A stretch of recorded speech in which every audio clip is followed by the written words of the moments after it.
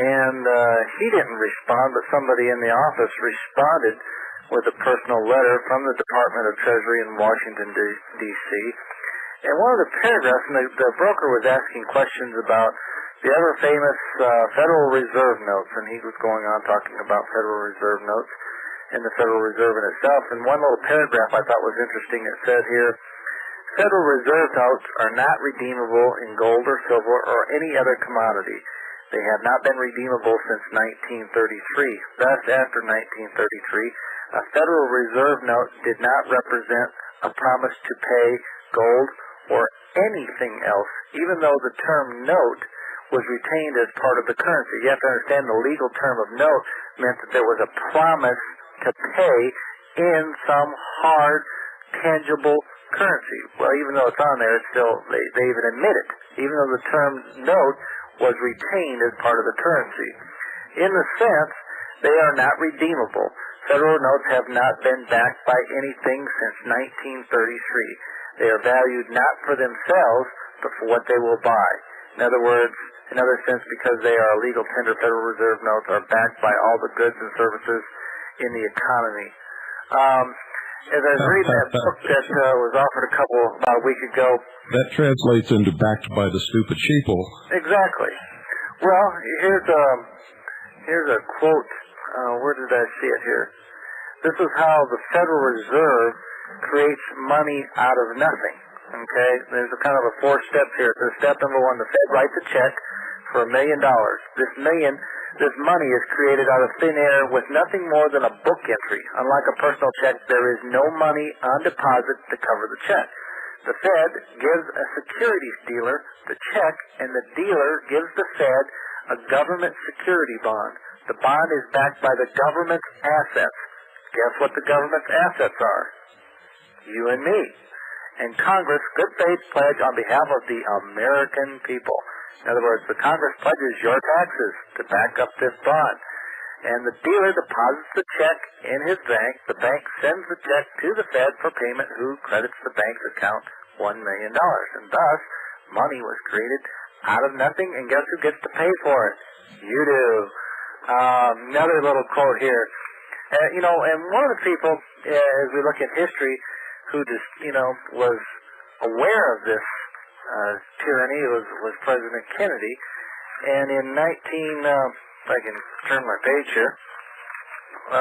63. 1963, June 4th, Executive Order 11110, ordered the Treasury, ordered the Federal Reserve to no longer print money and ordered the Treasury to print United States notes. Well, 4 months later, he was assassinated. In a quote, 10 days before his assassination, said, "The high office of the president has been used to foment a plot to destroy the Americans' freedom. And before I leave office, I must inform the citizens of this plight." Kind of scary, huh? No, it's exciting. Yeah. Yeah, we get to take our country back. If we can get the assets, those are the asses that are setting, to get up off of their asses and get them moving, we might be able to do something. Here's a quote from a congressman just last year. It says, "We are now in Chapter 11. Members of Congress are official trustees presiding over the greatest reorganization of any bankrupt entity in world history, the United States government. We are setting forth, hopefully, a blueprint for our future. There are some who say that it is the coroner's report that will lead to our demise." This is Congressman James Traps, House Record 1303, March 17th, 1993. Very good. I mean, folks, it's right there before your very eyes. And just to let you know what's going to happen with your wonderful little Federal Reserve notes that you're all sitting on hatching like little eggs. Back in January of 1919, gold brought 170, for an ounce of gold you could buy an ounce of gold for 170 marks in Germany. 4 years later, as they just kept printing money out of nothing, it would take $87 trillion to buy 1 ounce of gold. Now that's illuminating. So, keep your money. give us a call. We got some information. If you haven't got this book yet, call us. It's called Economic Solutions by Peter Kershaw. I mean, it is absolutely, as you just said, illuminating. There's things in here that, I mean, you know, I was somewhat aware of, but I mean, it's been just absolutely an incredible book. We'll show you how you can get one. We can even give you a $10 coupon in it to purchase your first coin or first piece of gold or silver. And just give us a call, 1-800-289-2646. We've also got our new newsletter out called True Lies. We'll be happy to put together a complete packet for you. But do give us a call, and do let us know if you call at night. Let us know who you call from the William Cooper Show. Very important for us. And you know, I talked to somebody called the other day, and they wanted this book. And I said, well, it's, you know, they're $8.95 because they're not our books, they're Peter Kershaw's books. And oh, they already know that. I told them, I said, I'll give you a $10 coupon off. I said, well, I don't want to do that. You know, I thought, well, what are you calling for? You know, if you want free information, go to the library. Well, now we can't say that because we told them to call for the free information. No, I'm talking about this was later. Oh, yeah, after yeah. No, but we'll, you know, after the deadline. I'll even get one out to you. I'll even pay for it. You know, if it'll help you make a decision to like you say, get off your assets and start doing something. Okay. Thank you, Gene. Thanks, Bill. Call now, folks. 1-800-289-2646. You know how you are. Do it now. Don't wait. 1-800-289-2646. You'll be real happy after you've done that, especially if you decide to do something about protecting some of what you've got before you lose it all. Pooh, would you like to open the show for us? Yeah. Go ahead. Okay. I pledge allegiance to the flag of the United States of America and to the republic for which it stands, one nation under God, indivisible, with liberty and justice for all. It's no coincidence, ladies and gentlemen, that the law firm that Hillary Clinton works for belongs to the man, one of the founders of the American Bar Association, and is named the Rose Law Firm.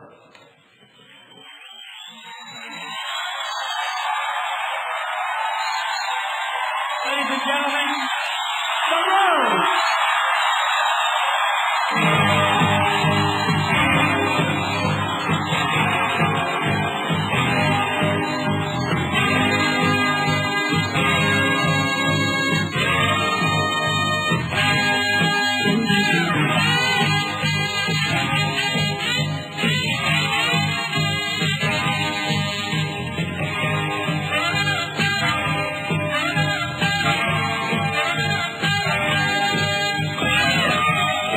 Coming to you from St. John's, Arizona, the studios of the Intelligence Service, this is the only last bastion of free speech in the world.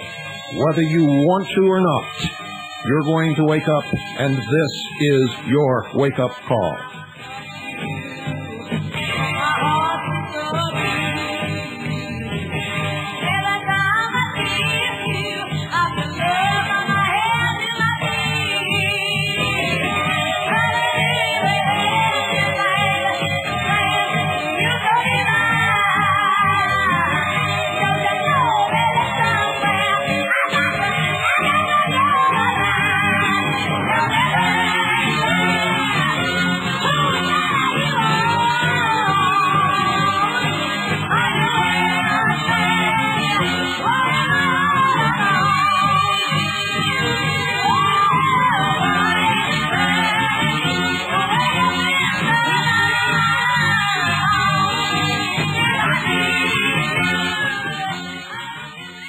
Ancient Mystery Babylon sat on or controlled 6 historic world powers. Modern Mystery Babylon, English Freemasonry, sat on. That is, funded and controlled the 7th, Nazi Germany. Likewise, English Freemasonry is today in control of the contemporary 7-nation Trilateral Commission. And there is a great propaganda campaign being waged across this country to make you believe that you are part of the promise of British Israel, so that you will help destroy freedom. The Trilateral Commission is a 3rd-generation offspring of English Freemasonry. The 1st-generation offspring is the Round Table. created by Cecil Rhodes. The second generation consists of the three roundtable groups. The Council on Foreign Relations, are known as the CFR, the Royal Institute of International Affairs, or the RIIA, located in Chatham House, which is, ladies and gentlemen, the headquarters of British intelligence, their private club, so to speak, and the Institute of Pacific Relations, or IPR. From the Round Table groups sprang the third generation in 1973, known as the Trilateral Commission, which was then given the task of implementing English Freemasonry's concept of one world idealism. The tri of trilateral, of course, refers to three regions of the world: North America, Western Europe, and Japan. This division may also correlate with the three-part body of the beast.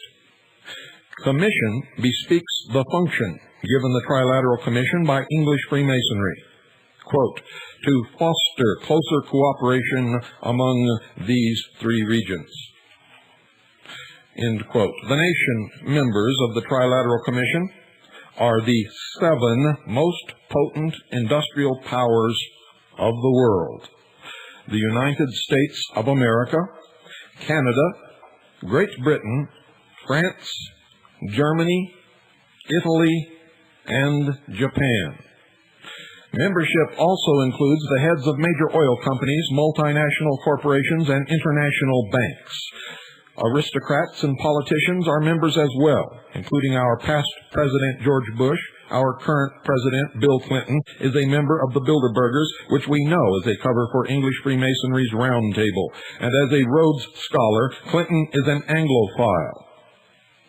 Since its founding, the Trilateral Commission has met annually to discuss solutions to common problems that hinder English Freemasonry's control and goal of controlling world government. A few months following each annual meeting, the heads of state of the 7 industrial powers hold a summit to work out a strategy for implementing these solutions, a strategy that often involves each nation's legislature. Of course, the subversive lawmakers are Anglophile politicians groomed by the Round Table groups to assure passage of any bill that would serve the special one world interest of English Freemasonry. Indeed, John's 7 mountains on which the woman sitteth appear to be the 7-nation Trilateral Commission on which English Freemasonry sitteth. Lieutenant Colonel James Bogrites is a 32nd degree Freemason of the Scottish Rite. Babylon was the dominant world power when Jeremiah prophesied. Some of his prophecies were pronounced and carried out upon the Babylon of his day. Others were directed at a future Babylon, which name describes an entity, not a literal city of Babylon. We should not, for instance, be looking for the literal city of Babylon in modern Iraq to be rebuilt to fulfill Jeremiah's end-time prophecy. And remember, wherever you hear end time, it translates as end of the age. For the real word that's translated is aeon, which means age. Jeremiah 51, verse 13, describes the location of the end of the age spiritual Babylon. Quote, O you who dwell by many waters, abundant in treasures, your end is come, the measure of your end, end quote. Taken literally, this cannot mean modern Iraq, since Iraq is not surrounded by many waters, nor abundant in treasures. Great Britain, however, is abundant in treasures. She is also completely surrounded by many waters: the Atlantic Ocean to the west, the North Sea to the north and east, and the English Channel to the south. In verse 42, Jeremiah says, quote, the sea has come up over Babylon. She has been engulfed with its tumultuous waves, end quote. Now, taken figuratively, sea means peoples, as in Revelation chapter 17, verse 15, quote, the waters which you saw where the harlot sits are peoples and multitudes and nations and tongues, end quote. London boasts of having every nationality within its city limits. It is not really an English city, but an international city. An interesting scripture concerning the mother of harlots is found in Revelation chapter 18, verse 7. And it reads, quote, "How much she hath glorified herself, and lived deliciously. So much torment and sorrow give her. For she saith in her heart, I sit a queen, and am no widow, and shall see no sorrow." End quote. Could this scripture signify the seat of Mystery Babylon as well as allude to an actual queen sitting on the modern Babylonian throne? Consider, dear listeners, Queen Elizabeth II of England. As head of state, she is patroness of English Freemasonry and head of the Church of England. Her consort, Prince Philip, 3rd Duke of Edinburgh, is a Freemason. The Grand Master of the British Brotherhood is the Duke of Kent, the Queen's cousin. In January 1983, the Queen and her consort toured the United States. There seems to be no apparent reason for her visit other than the honor bestowed on her by the Bohemian Club of California during the last evening of her stay. And it was quite an extravaganza. The Bohemian Club is a West Coast center for the inner elite of Templar Scottish Rite Freemasonry in the United States. Some of its members are Senator Alan Cranston, former FBI and CIA Director William Webster, former Secretaries of State George Shultz and Henry Kissinger, George Bush, and many, many others. On February the 3rd, 1983, a 5-minute segment of the Bohemian Club's extravaganza in honor of Queen Elizabeth was aired on all 3 television networks. The event began with a view of the Queen sitting slightly high in the middle of the auditorium, as if on top a pyramid. 2 dancers entered the stage wearing huge hats hanging from cable. The cone of the first hat was representative of a walled city with a pyramid, or ziggurat, towering in the middle, reminding one of descriptions of ancient Babylon. Obviously, it portrayed ancient Babylon, as you will soon see. At the base of the pyramid, 2 doors continuously flapped open and shut, displaying inside a large picture of Prince Charles, successor to the British throne, and his wife, Princess Diana. As the dancer in hat moved stage right, the second dancer entered from stage left. The cone on the second hat portrayed the city of London, with Big Ben towering in the center.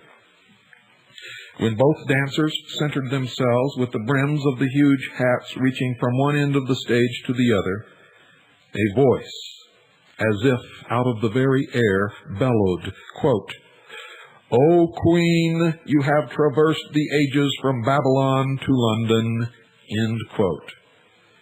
Ever so slightly, and without a smile, Queen Elizabeth nodded as if in agreement to the statement. That night, the Bohemian Club, an arm of Templar Scottish Rite Freemasonry, acknowledged London as the seat of Mystery Babylon. Queen Elizabeth accepted that acknowledgement. If London is the city that the Apostle John saw in his vision, Queen Elizabeth's life and nation will be short-lived.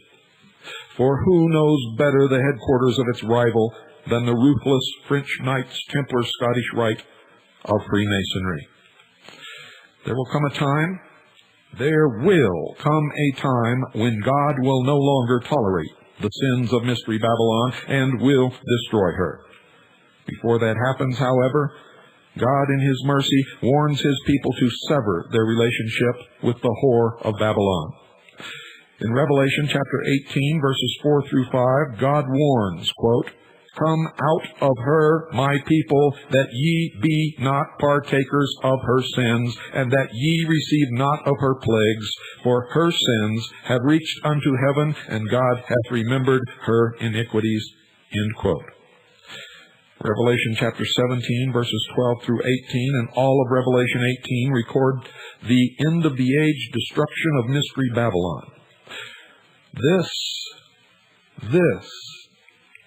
absolutely horrible description says that it will be so rapid and complete that it can only be accomplished by modern nuclear weaponry. Revelation chapter 18, verses 10 and 11 describes the financial depression that this destruction will bring upon the whole earth.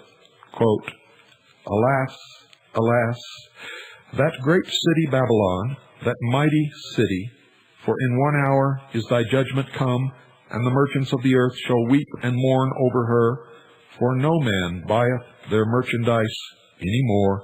End quote. The headquarters of Mystery Babylon cannot, dear listeners, be Rome. It should be obvious that if Rome were obliterated by a nuclear bomb today, the world economic system would not suffer. Conversely, if London, the financial capital of the world, were likewise destroyed, the world economic system would suddenly halt, collapse, as indicated in the Scripture. English Freemasonry is the mother of harlots. London is Mystery Babylon. Ground zero is at 10 Duke Street, St. James, London, England, SW1, the 33rd degree Supreme Council headquarters of English Freemasonry. Now you know the identity of the Queen of Babylon, and you know the identity of Mystery Babylon.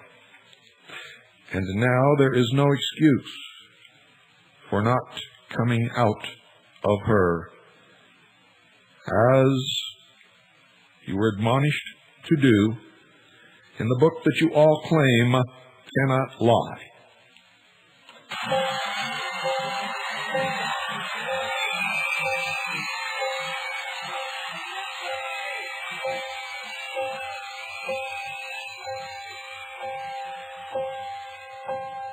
Some say love, it is a river that drowns the tender reed. Some say love, it is a razor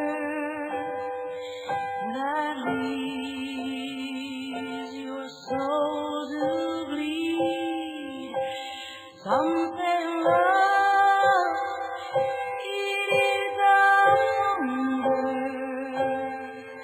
an endless aching need.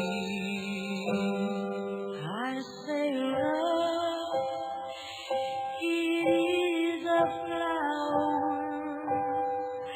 and you, its only seed.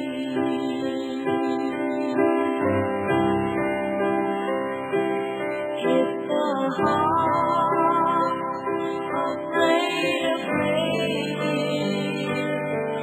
that never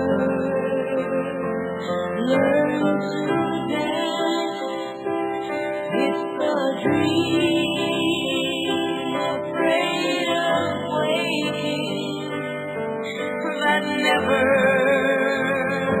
takes a chance. It's the one who won't be taken, who cannot see it, and the soul afraid of dying that never learns to live.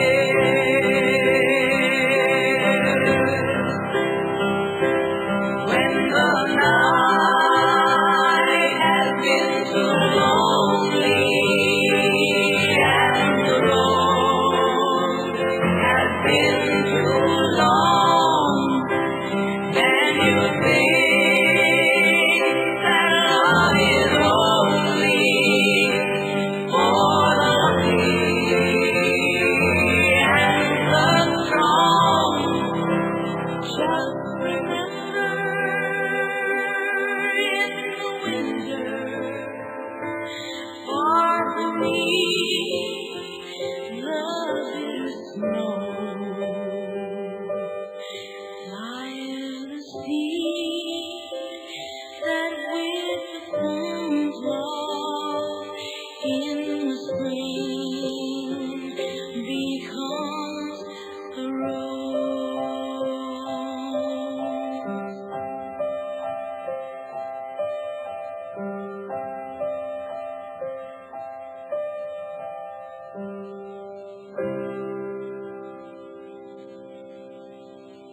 In Isaiah chapter 28, verses 15 through 18, I quote, "We have made a covenant with death, and with hell are we at agreement. When the overflowing scourge shall pass through, it shall not come unto us, for we have made lies our refuge, and under falsehood have we hid ourselves." Isaiah also says, and I quote, "Judgment also will I lay to the measuring line, and righteousness to the plummet, and the hall shall sweep away the refuge of lies, and the water shall overflow the hiding place, and your covenant with death shall be disannulled, and your agreement with hell shall not stand." End quote. George Bush was a member of what is known as the Brotherhood of Death, also known as the Russell Trust. Hell in the Bible literally means grave or crypt. He took his initiation in the crypt at Yale University. The symbol of the Knights Templars is the skull in bones, which is also the symbol of the Brotherhood of Death,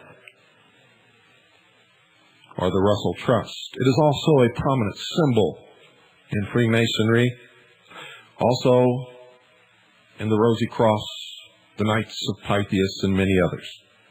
Many, many others.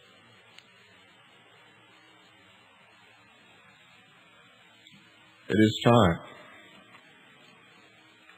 It is time, ladies and gentlemen, to mature. You now know the identity of Mystery Babylon. And now I will begin the revelation of the identity of the beast. And there are 7 kings. 5 are fallen, and 1 is, and the other is not yet come. And when he cometh, he must continue a short space. And the beast that was, and is not, even he is the 8th, and is of the 7, and goeth into perdition. And the 10 horns which thou sawest are 10 kings, which have received no kingdom as yet, but receive power as kings 1 hour with the beast. These have one mind, and give their power and strength unto the beast. These shall hate the whore, and shall make her desolate. Revelation chapter 17, verses 9 through 13, and verse 16. I would remind you that a good portion of this broadcast comes from a book entitled Scarlet and the Beast. My own research, the research of the members of CAGI and the Intelligence Service. If you would like a copy of this book, send us $39.95. It's postpaid. Make checks or money orders out to Annie, A-N-N-I-E, A-N-N-I-E. Send them to the Intelligence Service, Post Office Box 14220, Sholo, Arizona 85901. That's P.O. Box 1420, Sholo, Arizona 85901. Now, folks, Scripture sometimes expresses the beast as a nation, and at other times as a person. As a person, the beast is so integrated with his empire that beast and empire become one. In our search for the beast, whether man or empire, it is significant to understand that Scripture teaches that the beast will sign a treaty with Israel, guaranteeing her 7 years of peace. With that guarantee, the Jews will accept the beast as Messiah, because they, as the rest of the world, will be deceived. It is worthwhile to recall again the statement made by Arthur Crawford, pastor and Bible teacher from Riverside Bible Church in Columbus, Ohio, on the who or what the beast Messiah. And 2 rabbis have suggested that as far as they are concerned, Messiah could be a set of nations, a world power that guaranteed their integrity. An individual or organization, they don't really care. Any of those, according to the rabbis, would meet the biblical prophecies of Messiah. In our search for the beast, we are looking only for the empire and not the man. We learned in the previous chapter that the 7 heads of the beast are historic world powers, Nazi Germany being the 7th. Revelation chapter 17, verse 11 states that the 8th is the beast empire. In Daniel chapter 7, verse 7, the prophet says that this beast is different from all the beasts that were before it. In Daniel chapter 11, verses 36 through 39, the prophet explains how the end-time beast shall differ from all other previous gods, tyrants, and evildoers. Listen carefully. Quote, "And the king shall do according to his will, and he shall exalt himself, and magnify himself above every god, and shall speak marvelous things against the God of gods, and shall prosper till the indignation be accomplished. For that is determined shall be done. Neither shall he regard the God of his fathers, nor the desire of women, nor regard any god, for in his estate shall he honor the God of forces, and a God whom his fathers knew not shall he honor with gold and silver, and with precious stones and pleasant things. Thus shall he do in the most strongholds with a strange God, whom he shall acknowledge and increase with glory." End quote. That the beast disregards traditional gods suggests that he will take his government out from under the mystic control of the whore of Babylon, which is English Freemasonry. He will replace the traditional gods with a strange god called the God of forces, whom he increases with glory. What does the prophet Daniel mean by the phrase, the God of forces? The Hebrew word for forces literally means fortified place, fortress, or strength. Figuratively, it means defense. The word strange means to respect. The beast will increase this God with glory. The word increase means to build up, and the word glory means riches. Now, with these definitions in mind, let us interpret the passage as follows. Daniel is revealing that the God of the end-of-the-age beast will be an awesome defense force that the world respects. A defense force that is built up with riches. We know that today's military armament is promoted as defense, and that, ironically, military budgets are called defense budgets. Revelation chapter 13, verse 4 confirms the awesome defense capability of the beast. Quote, "Who is like unto the beast? Who is able to make war with him?" End quote. Confirmation that we are living in the days prophesied by John and Daniel is also found in the world's monetary outlay on armament. You see, on June 10, 1991, Reuters News Syndicate reported in newspapers across our nation that during the decade of the 1980s, global spending on arms approached $1 trillion. In 1990 alone, says Reuters, world spending on the military was about $900 billion. This amounts to spending almost $2 million a minute on war and the weapons of war, an unprecedented amount in the annals of history. And Reuters was not talking about, nor was it taking into consideration, arms bought by individual citizens. Scripture indicates that the beast will rely upon military might to gain and maintain power. We have, in the course of these broadcasts, seen how all French Masonic-backed revolutions have used military might, violence, and terror to achieve their ends. Remember the reign of terror in France, when the streets literally ran with blood as the heads were lopped off, minute after minute, hour after hour, day by day, week after week, and month after month. The guillotines never rested. We can conclude that the beast will be a nation that, with the help of French Freemasonry, will cast out by revolution the horn of a monarchy and form a new nation. When this new nation matures, it will become a mighty nation with an awesome defense force. A nation, ladies and gentlemen, that will, with one exception, have the same characteristics of ancient Rome. The exception? The beast will not follow the mystery Babylonian religion of English Freemasonry, but will instead follow the atheist humanist tradition of French Freemasonry, secular humanism, whereupon man will declare himself as God. The allegiance of the beast to French Freemasonry is confirmed in Scripture. You may recall that French Freemasonry declared in 1877 that there is no God. It proclaimed its secular humanism in the motto, quote, "to the glory of humanity," end quote. Likewise, the beast regards no God, and like French Freemasonry, which made a god of humanity, the beast then exalts himself and magnifies himself above every god, thus fulfilling Scriptures. Is there further scriptural evidence to support this interpretation of the nature of the beast? Dr. Alfred Rehrwinkel, in his book entitled The Flood, published in 1952, says that Jesus prophesied an end of the age world of atheist humanists.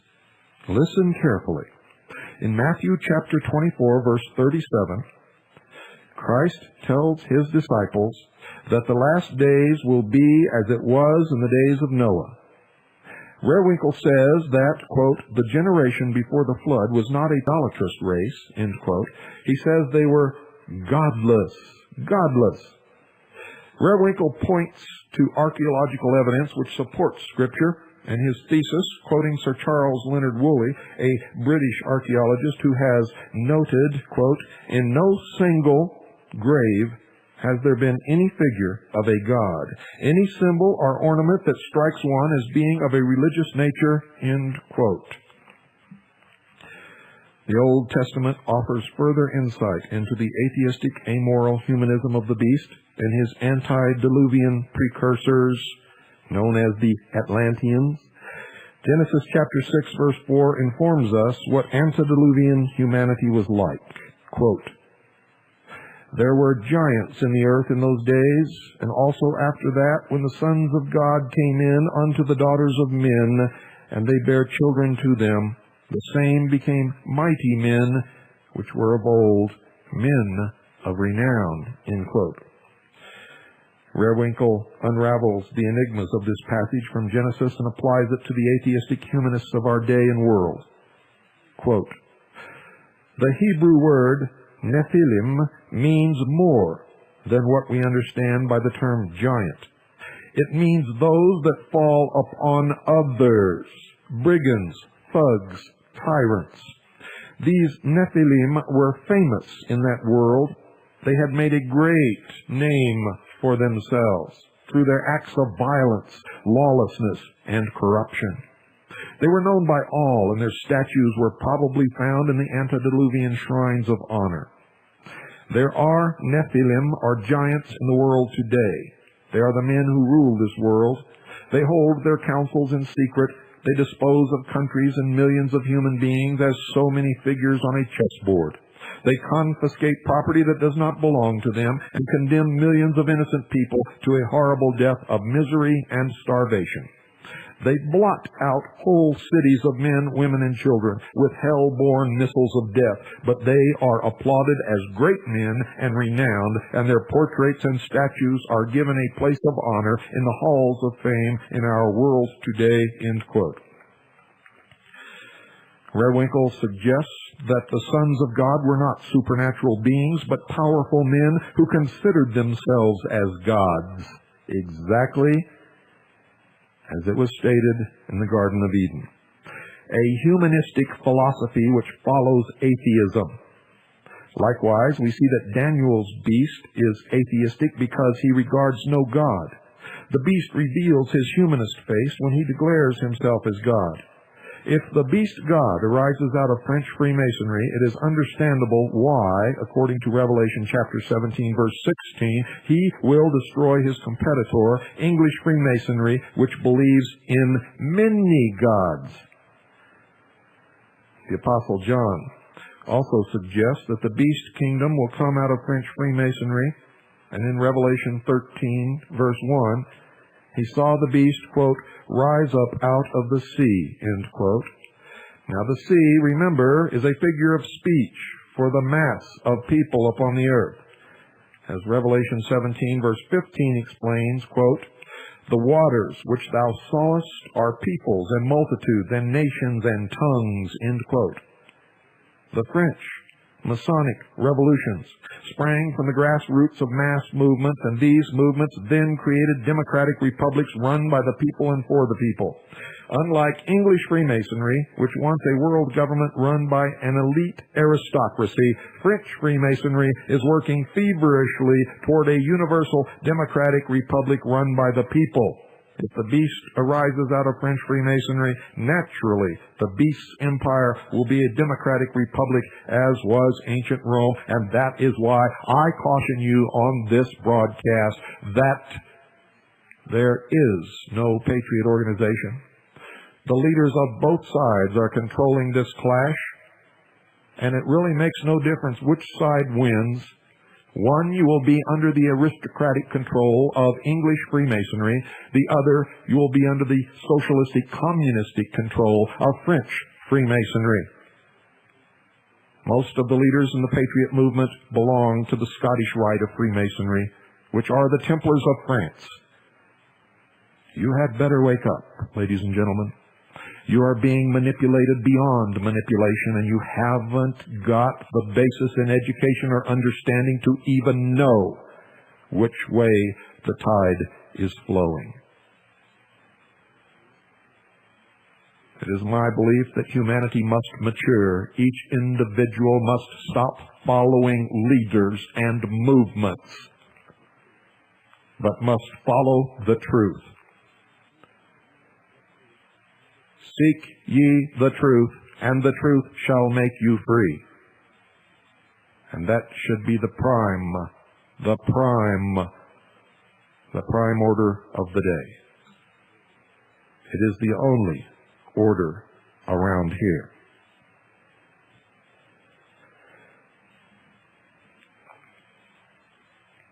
The only order around here. Clarence Larkin, in the book of Revelation 19:19, pictures the beast as having 7 heads with 10 crowned horns on the 7th head. At first reading this would appear to be the description in Revelations 13 verse 1. And I stood upon the land of the sea, and saw a beast rise up out of the sea, having 7 heads and 10 horns, and upon his horns 10 crowns. Revelation, however, does not specifically state that the 10 horns are on the 7th head. Which head the crowned horns are upon is a matter of interpretation.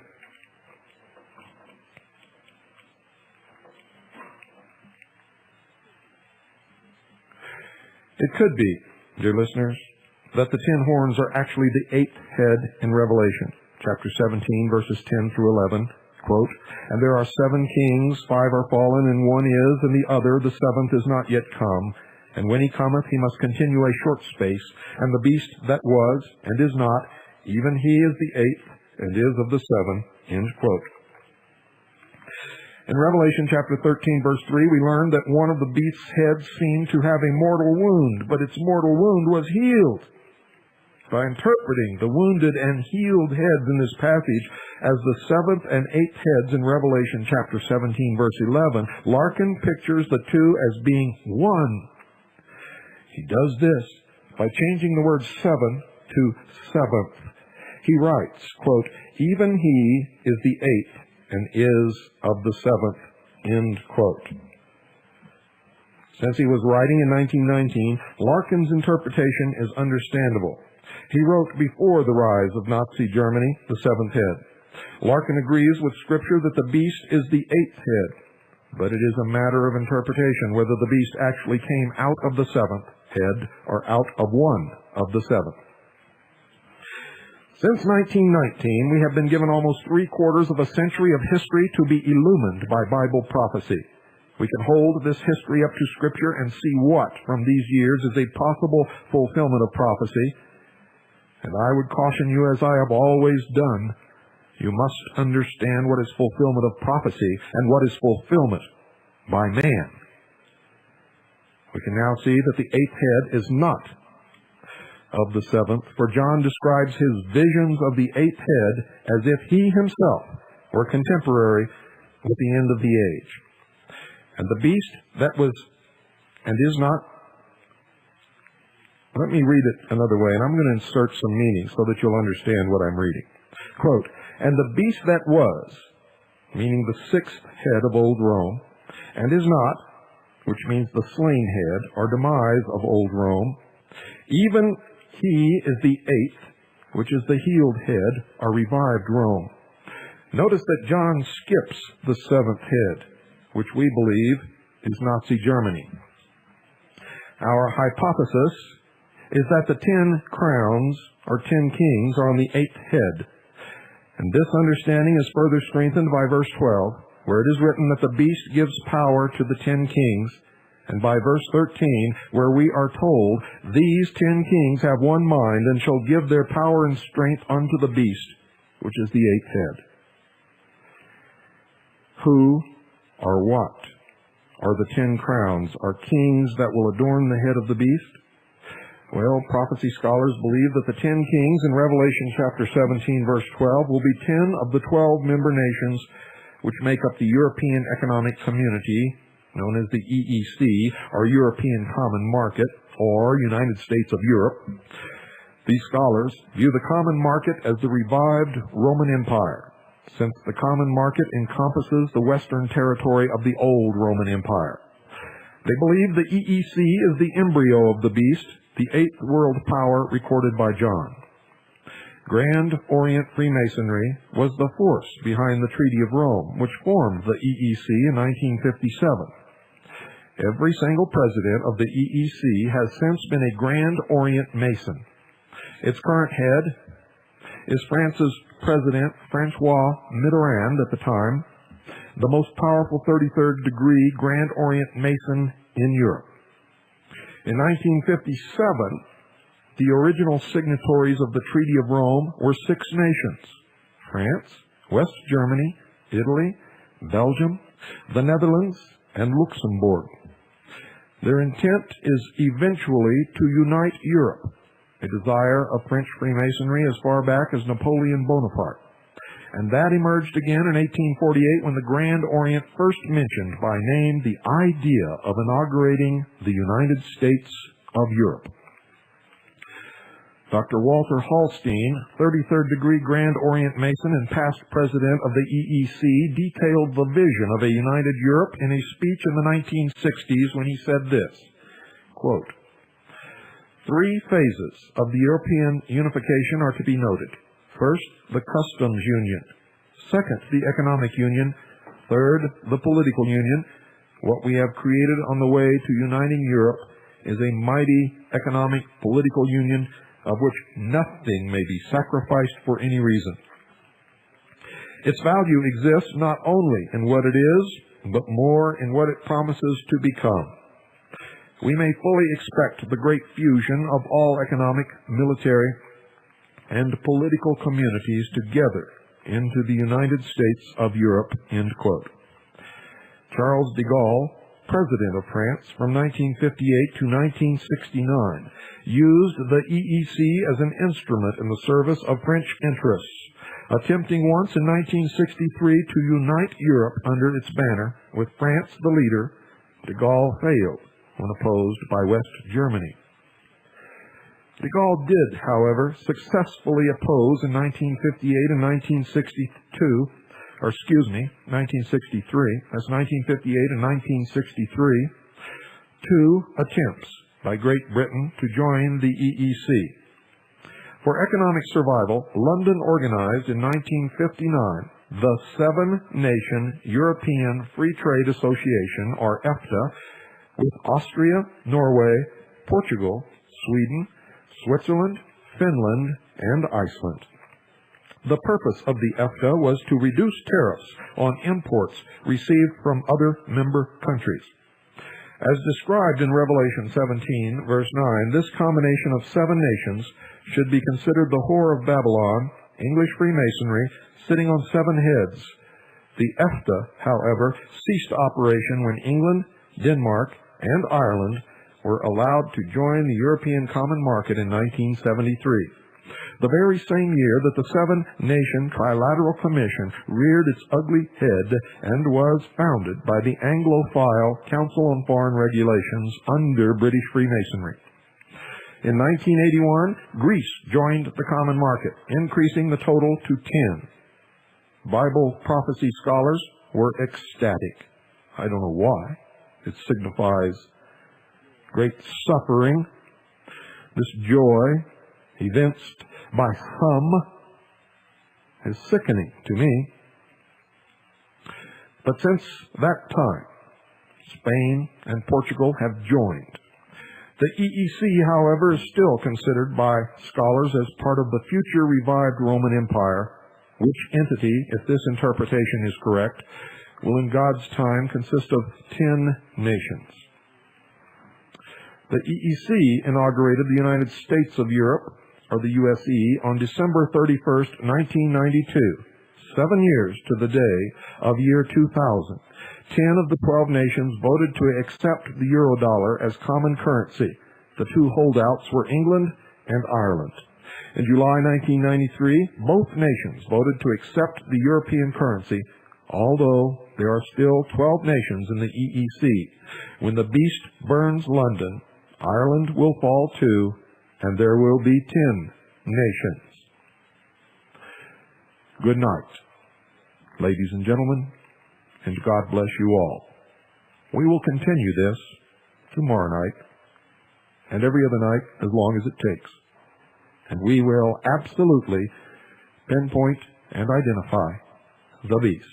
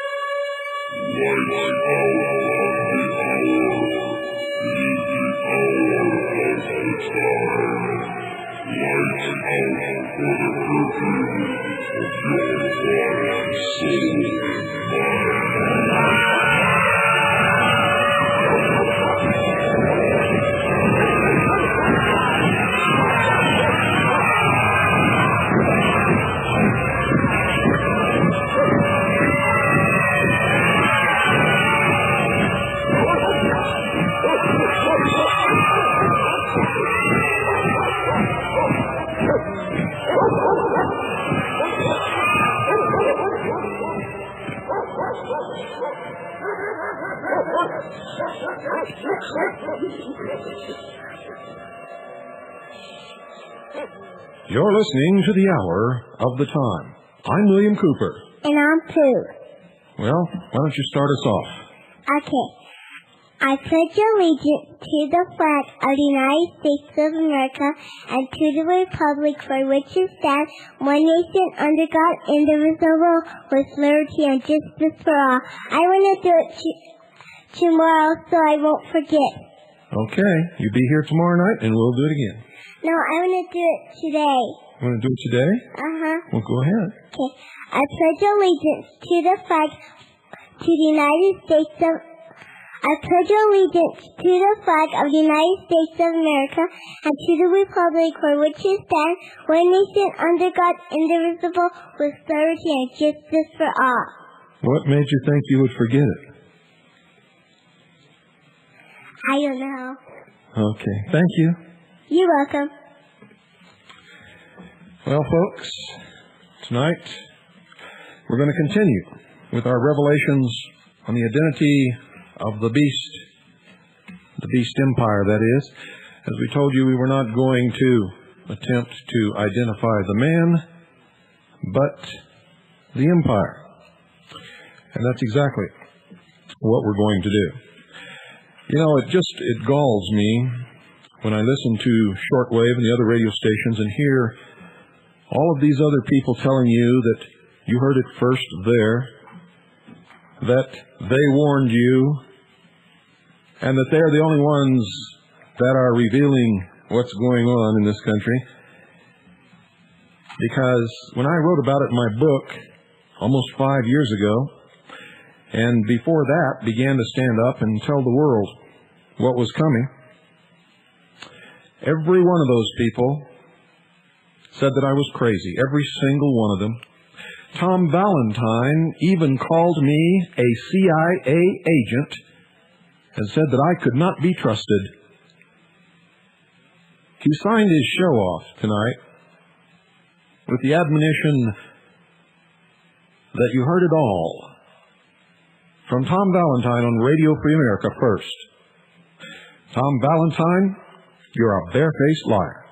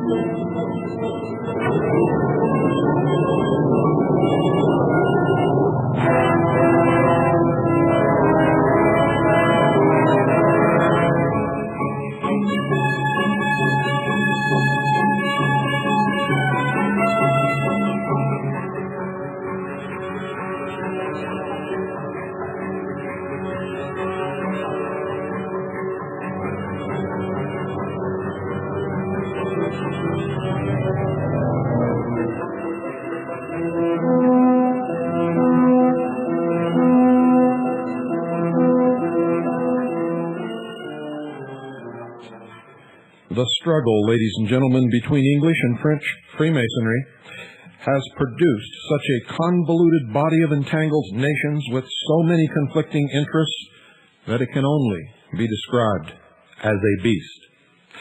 For example, 4 of the nations in French Freemasonry's European Common Market are also members of English Freemasonry's 7-Nation Trilateral Commission.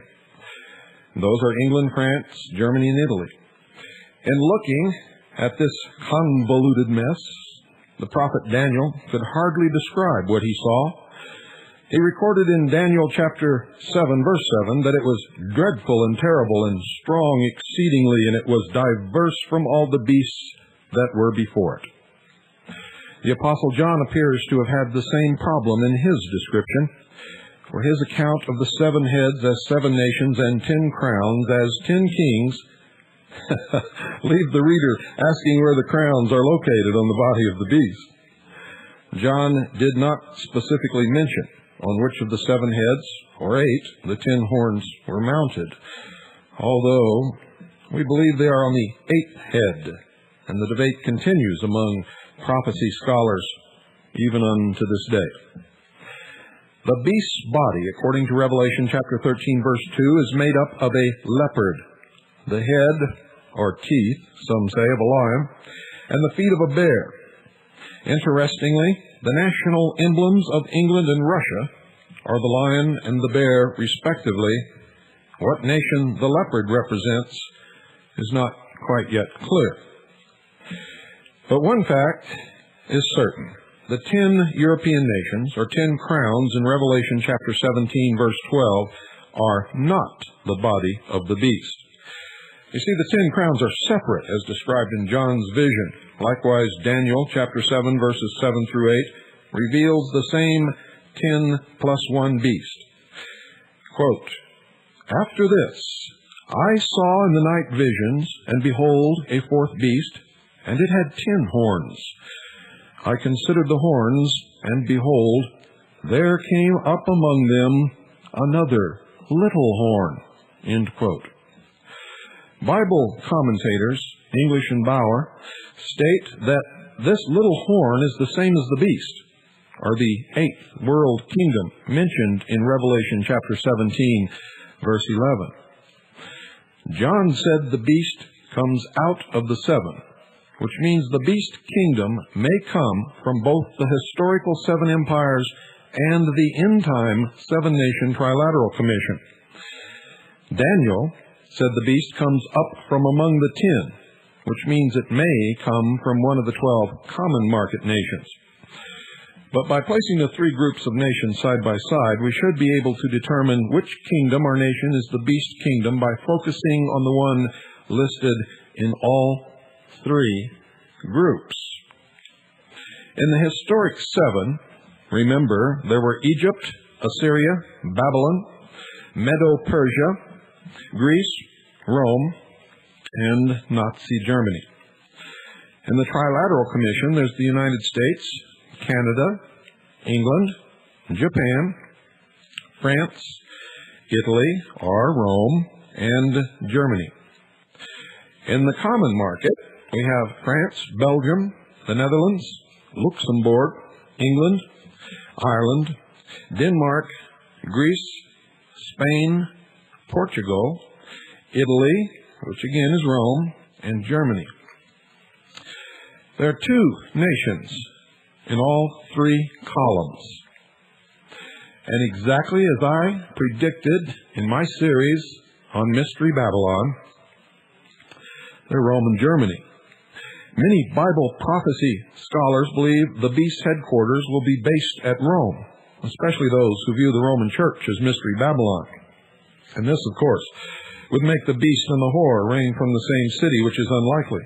If, as Revelation chapter 17, verses 16 through 17 says, the beast permits the 10 kings to burn the city of the whore. In the process, he would permit the burning of his own headquarters. And this isn't likely. You see, if the headquarters of the whore of Babylon is not Rome, but London, then Rome could be a candidate for the headquarters of the beast. A revived political Rome does not, however, have to be ruled from old Rome. Make sure that you understand this premise.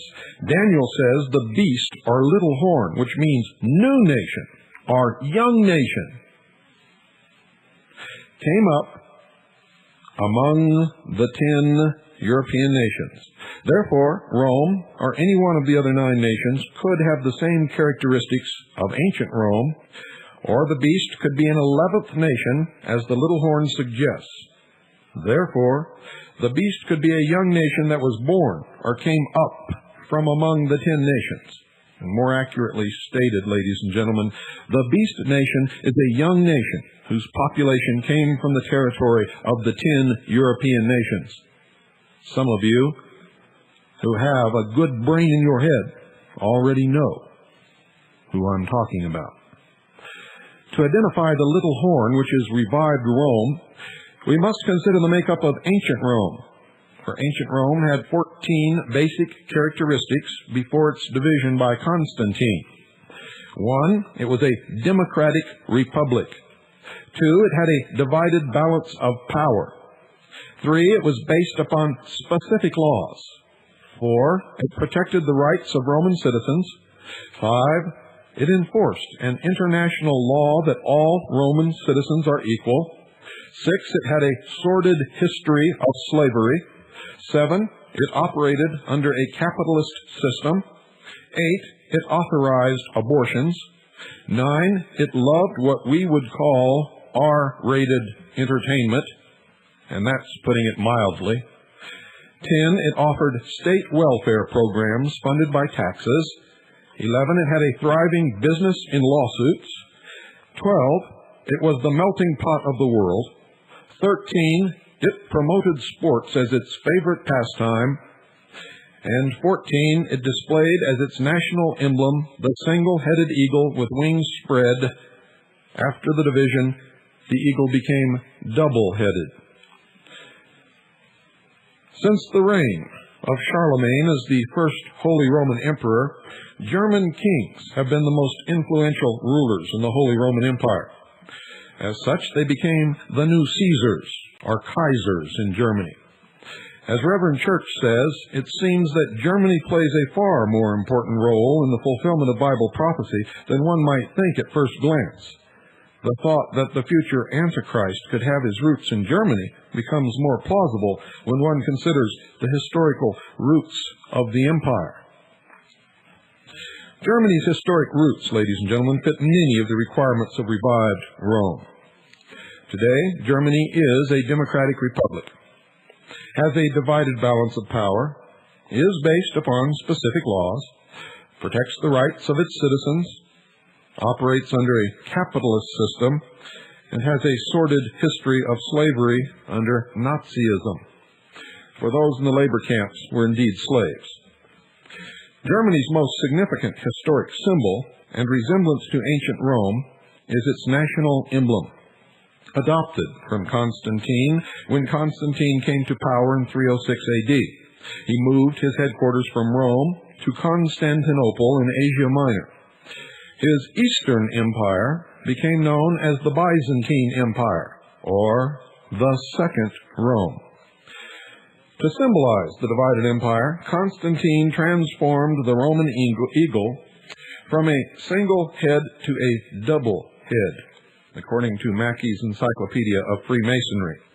Upon the dissolution of that empire, the emperors of Germany, who claimed their empire to be the representative of ancient Rome, assumed the double-headed eagle as their symbol.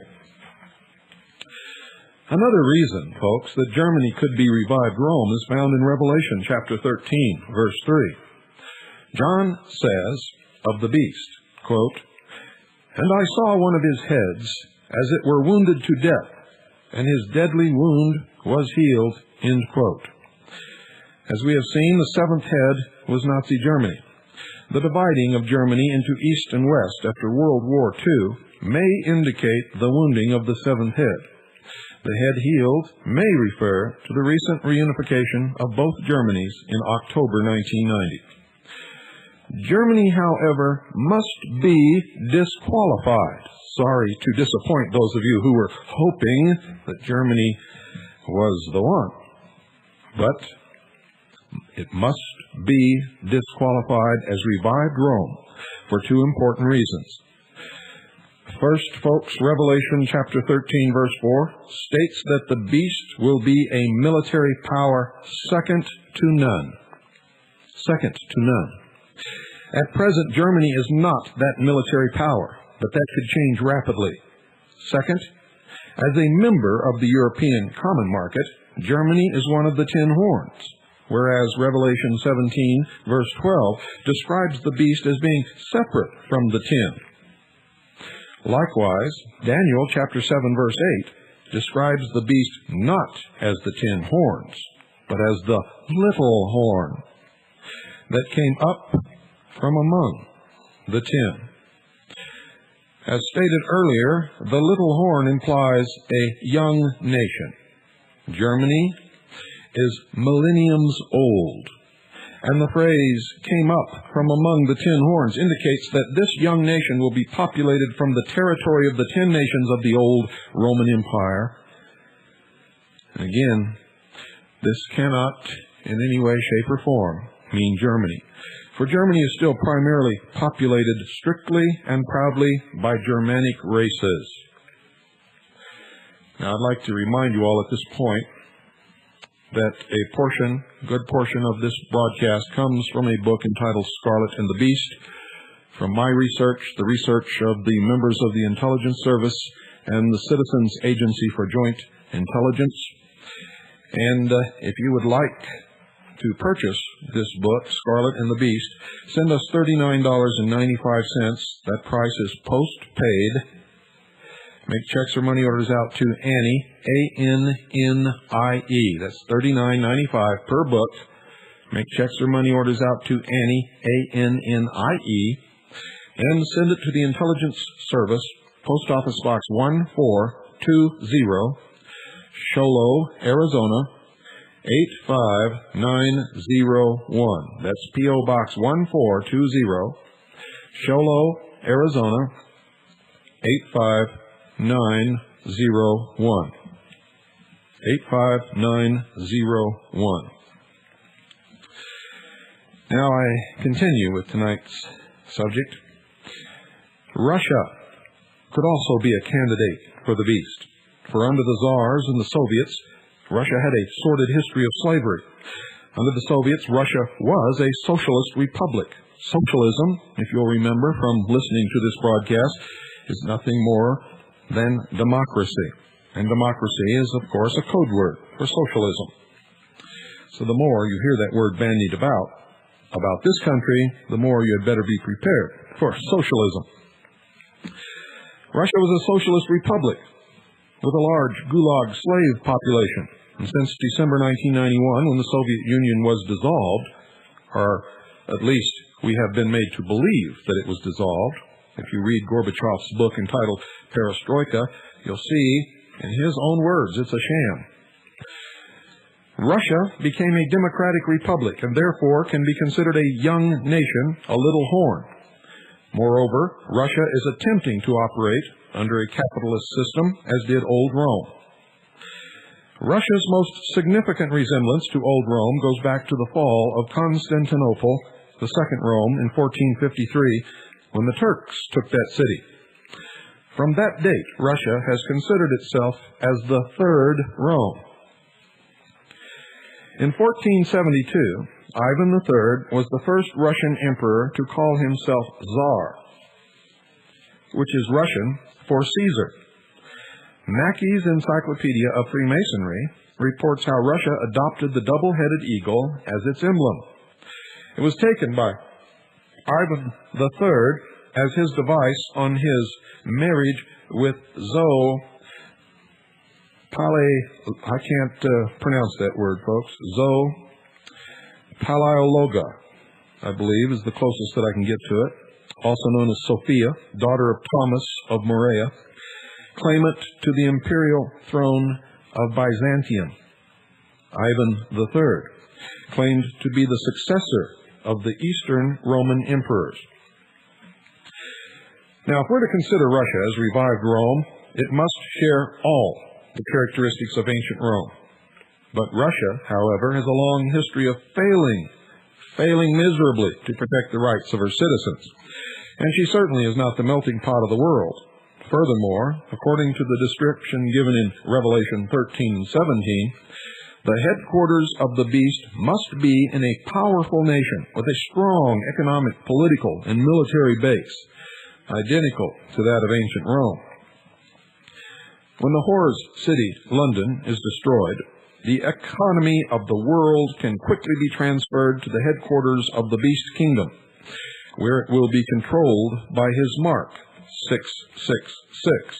And this cannot be Russia, for modern Russia is a nation whose economic stability for 3/4 of a century has depended upon financial infusions from the West. And if you've listened to this broadcast for very long, you know all about that. The most significant reason that Russia cannot be the beast kingdom is that she is not one of the 7 historic or contemporary heads of the beast, as Revelation 17, chapter 11 demands. Nor was her nation populated by immigrants from the territory of the old Roman Empire, as Daniel chapter 7, verse 8 requires. Furthermore, Ezekiel 38 and 39 indicates that Russia will be destroyed before the beast kingdom can have military preeminence. So let's look at France. France today, under the leadership of 33rd degree Grand Orient Freemason Francis Mitterrand, is preparing for the coming of Antichrist to head the long-awaited French Masonic United States of Europe on December 31st. In 1992, that nation, or that organization, became reality. And in 1983, Mitterrand hired a Japanese architect named I.M. Pei to transform the courtyard of the old royal castle into a pyramid. The location of the pyramid is cynically symbolic of Masonry's triumph over both Christianity and the monarchical rule of France. Pei's pyramid, folks, is made of triangular glass window panes.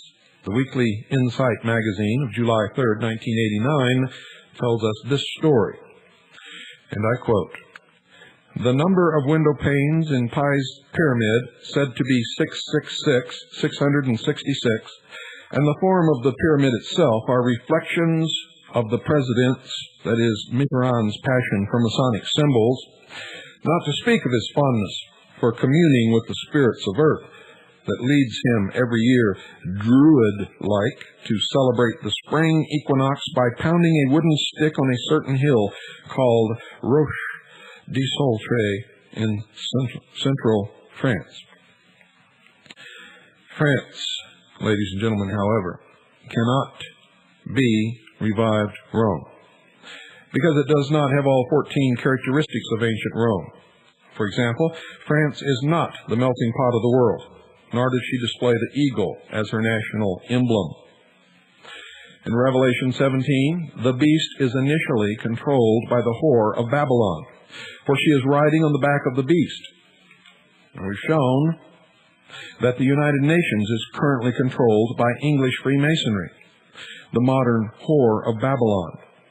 Moreover, both Freemasonries are allied politically in the United Nations, as they initially appear to be in the beast. But there's a problem of numbers. You see, it eliminates the United Nations at the present time as the kingdom of the beast. The lack of distinct divisions of 10 nations and 7 nations in the General Assembly or the Security Council of the United Nations would suggest it is not the beast. But if you read my book and you've looked at the world government model of regionalism as outlined in the appendix, you will see that the world will be divided into 10 regions. Furthermore, the United Nations has no real military strength of its own, as the beast must have. If the United Nations has any significance at all, it's by virtue of the nation on which soil it resides, and nothing more. Nothing more. The United Nations' strength as a world power exists only, and I've said this over and over again, it was a creation of the United States of America, and it exists only because of the military might of the United States of America, and the United States of America at the present time is furnishing its military forces as the police force of the United Nations. And not because of any of the United Nations' power. You see, the limits of United Nations power was effectively demonstrated in the recent war with Iraq, old Babylon. Had it not been for the dominant presence of United States armed forces, the United Nations would not have had the military might to back up its demands that Iraq leave Kuwait, nor would it have had the military might to exert its force against any concept of sovereignty of nations under international law. To build a solid case for identifying the beast kingdom, we must consider more recent developments in Europe, which may cause the European Economic Community, our common market, to dissolve. You see, the four primary structural organs of the EEC include the Commission, the Council of Ministers, the Court of Justice, and the European Parliament. The European Parliament, folks, inaugurated the United States of Europe on December the 31st, 1992, exactly 7 years to the day from the year 2000. Significant. The figure 7 being a very important and prophetic number of years. You see, the United States of Europe, a phrase first coined in 1848 by French Freemasonry, is the much-touted precursor to French Freemasonry's world government, world socialism, and may itself be the 10 horns on the head of the revived Roman Empire instead of 10 of the 12 common market nations. This, of course, would exclude England and Ireland. The fulfillment of the prophecy in Revelation chapter 17, verses 12 through 13 and 16 indicates how this might happen. In this passage, we see that the 10 kings in the United States of Europe will hate the whore, London, and pledge their allegiance to the beast. When the beast gives the 10 kings permission to burn London, Ireland will go too. Now remember, ladies and gentlemen, a comment that I made several weeks ago on this broadcast, that William Clinton, even though educated in the Rhodes Scholarship Program, even though he was brought to power by Mystery Babylon, he has turned against his master and has sided with the beast.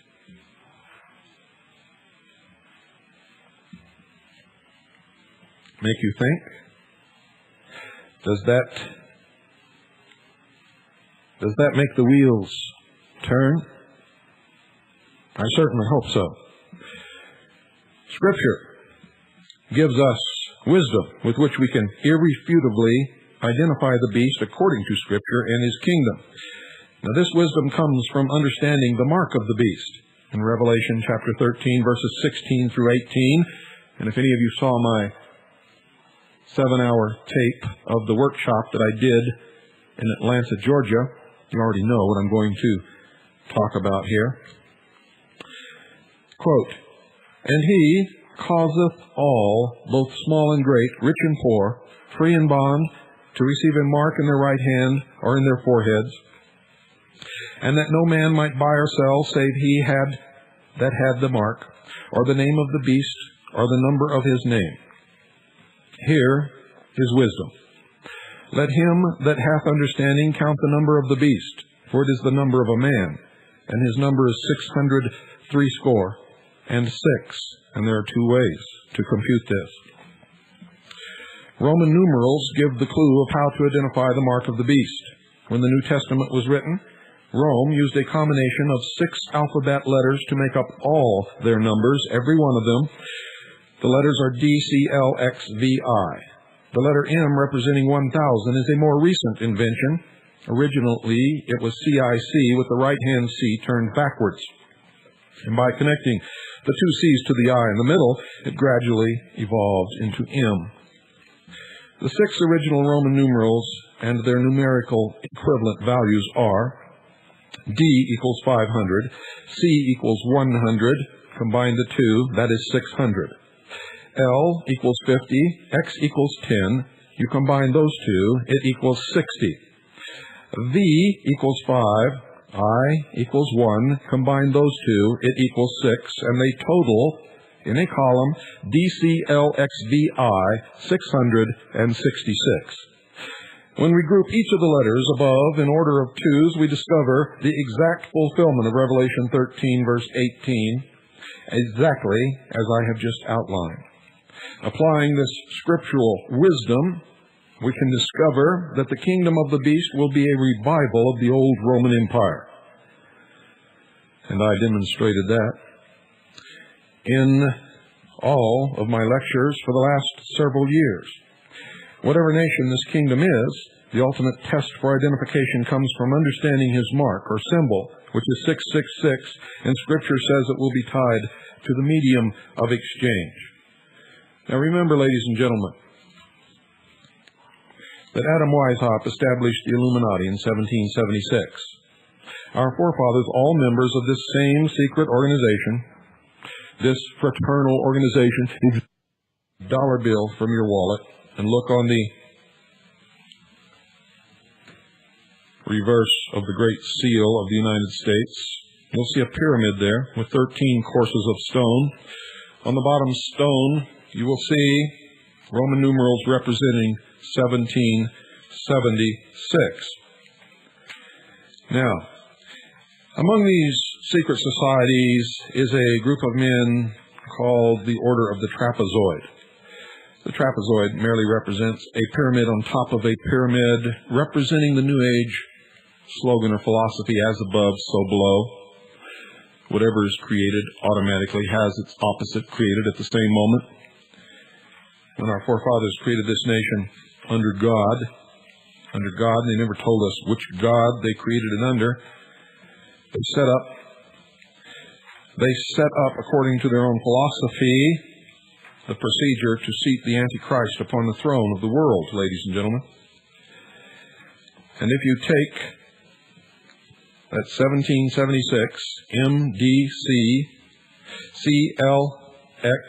CLXXVI and place them around the corners of three pyramids, beginning at the top of the first, at the apex, M, D at the lower left, C at the lower right of the first, then go to the second pyramid, C at the apex, L at the lower corner, X at the right lower corner, and then to the third pyramid at the top, X and the lower left, V and the lower right, I, and then draw an inverted pyramid beneath these three, and going across, adding, exactly as we have placed 1776 in the same order that it appears on the lower course of the pyramid on the dollar bill.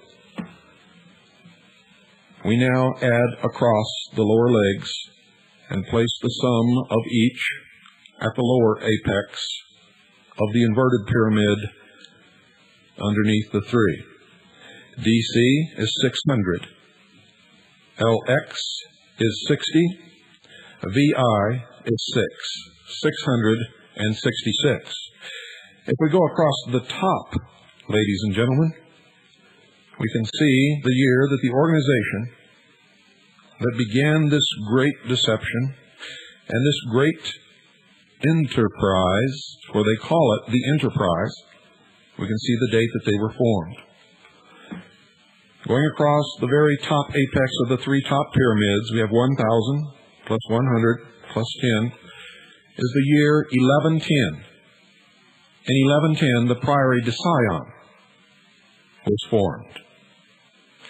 They, in turn, created the Knights Templar, who in turn has been creating a mess. So that should give you more than enough cause to stay awake tonight.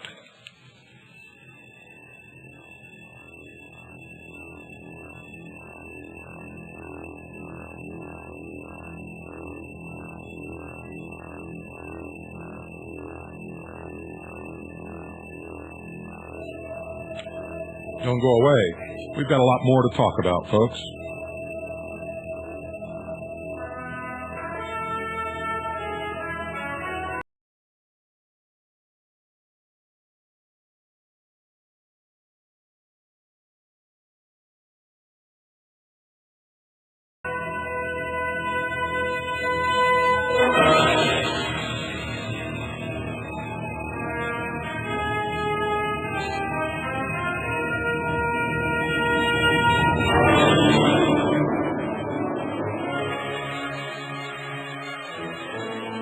In the first episode of the Star Trek series, the captain of the Enterprise was Christopher Pike.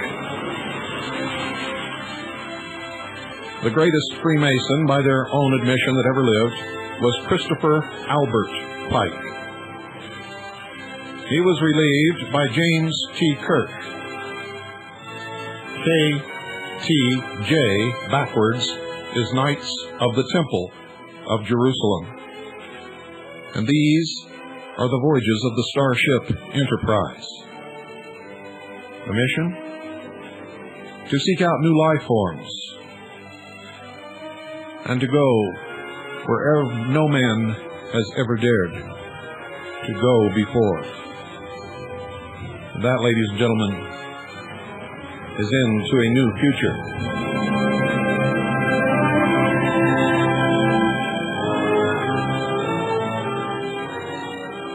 Aboard the Enterprise.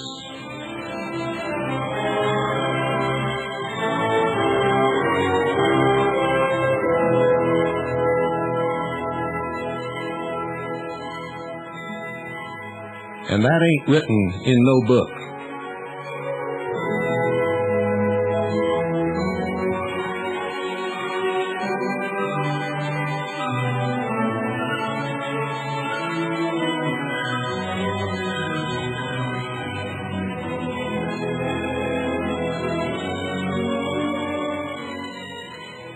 The Hour of the Time, folks, is brought to you by Swiss America Trading.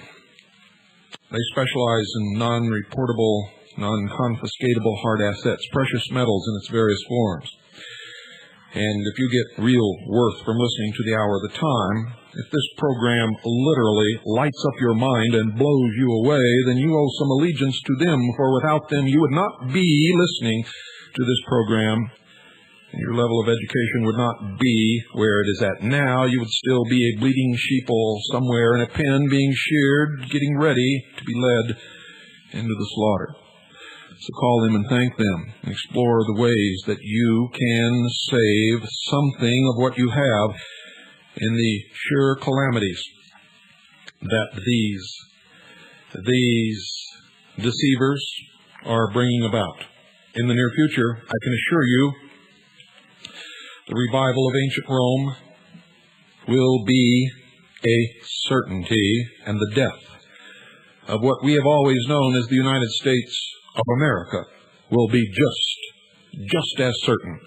Call now 1-800-289-2646. That's 1-800-289-2646. Don't wait to do it, folks. You know how you are.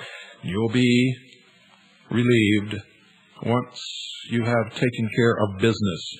1-800-289-2646. Do it now. You'll be glad that you did.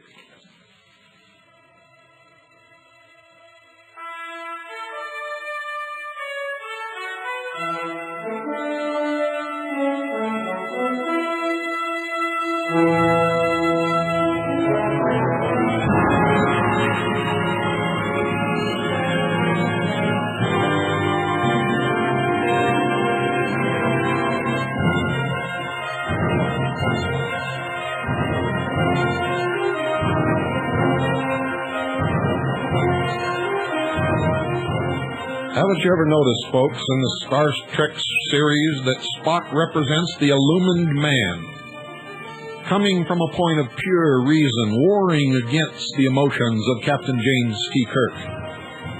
And of course, nothing can ever be repaired or fixed if Scotty is not there, because Scotty hoards the technology. He won't teach anybody anything, and he's the only one who can make that blasted thing go. And that's how they control the crew, who, if you really pay attention, are nothing more than a bunch of zombies who don't have money, don't have families, don't have love, never have fun, and do exactly what they're told to do.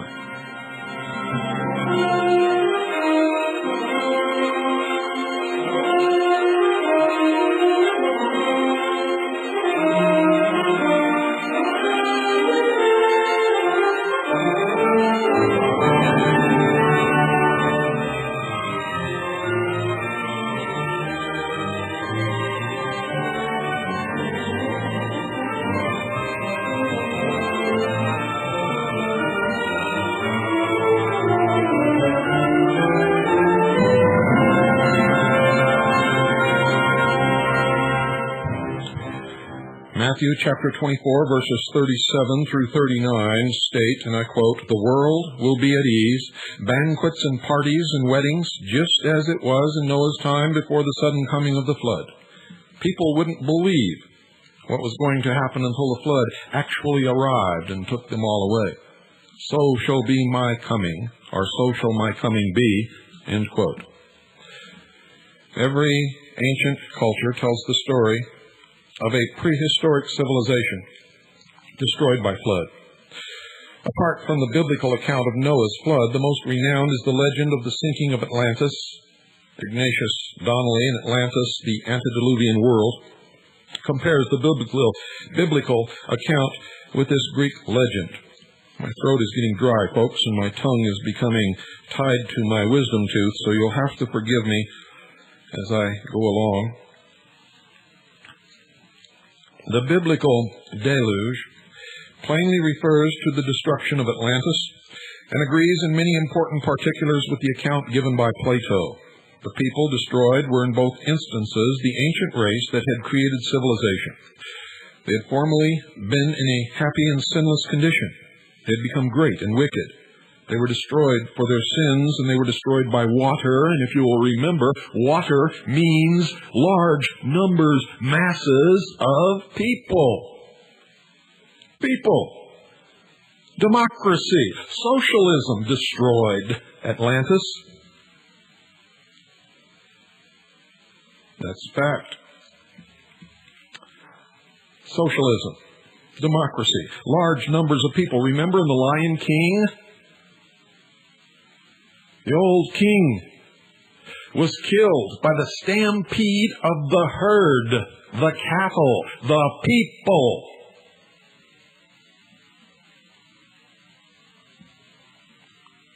Brought on by the machinations of Scar, the dark lion with the scar above his eye representing Cain.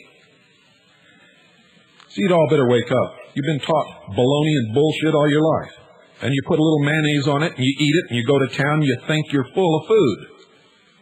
But you're not. You're spiritually desolate. You know nothing. I am a messenger, and you had better heed my message, for you have no time left. The earliest of secret societies were obsessed with the legend of Atlantis. It's always been their goal to get even for the destruction of their golden age. Who destroyed them? The church, the state, and the mob. It's represented in the initiation by the murder of Hiram Abiff. And they have sworn revenge. They will destroy all existing nation states, all existing religions, save theirs, secular humanism, wherein man will become God, and they will shackle, enslave the mob forever, so that the mob can never harm them again.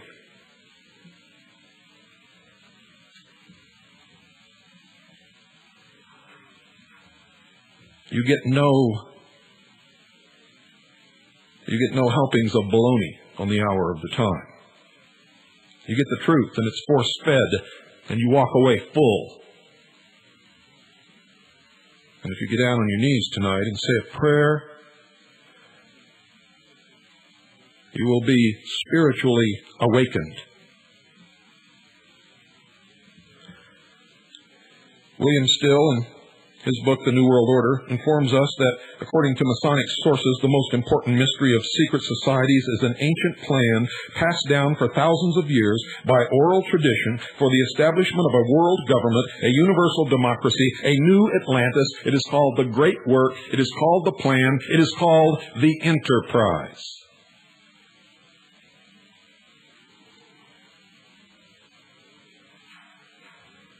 Old Atlantis was believed by Freemasonry to have been a democracy.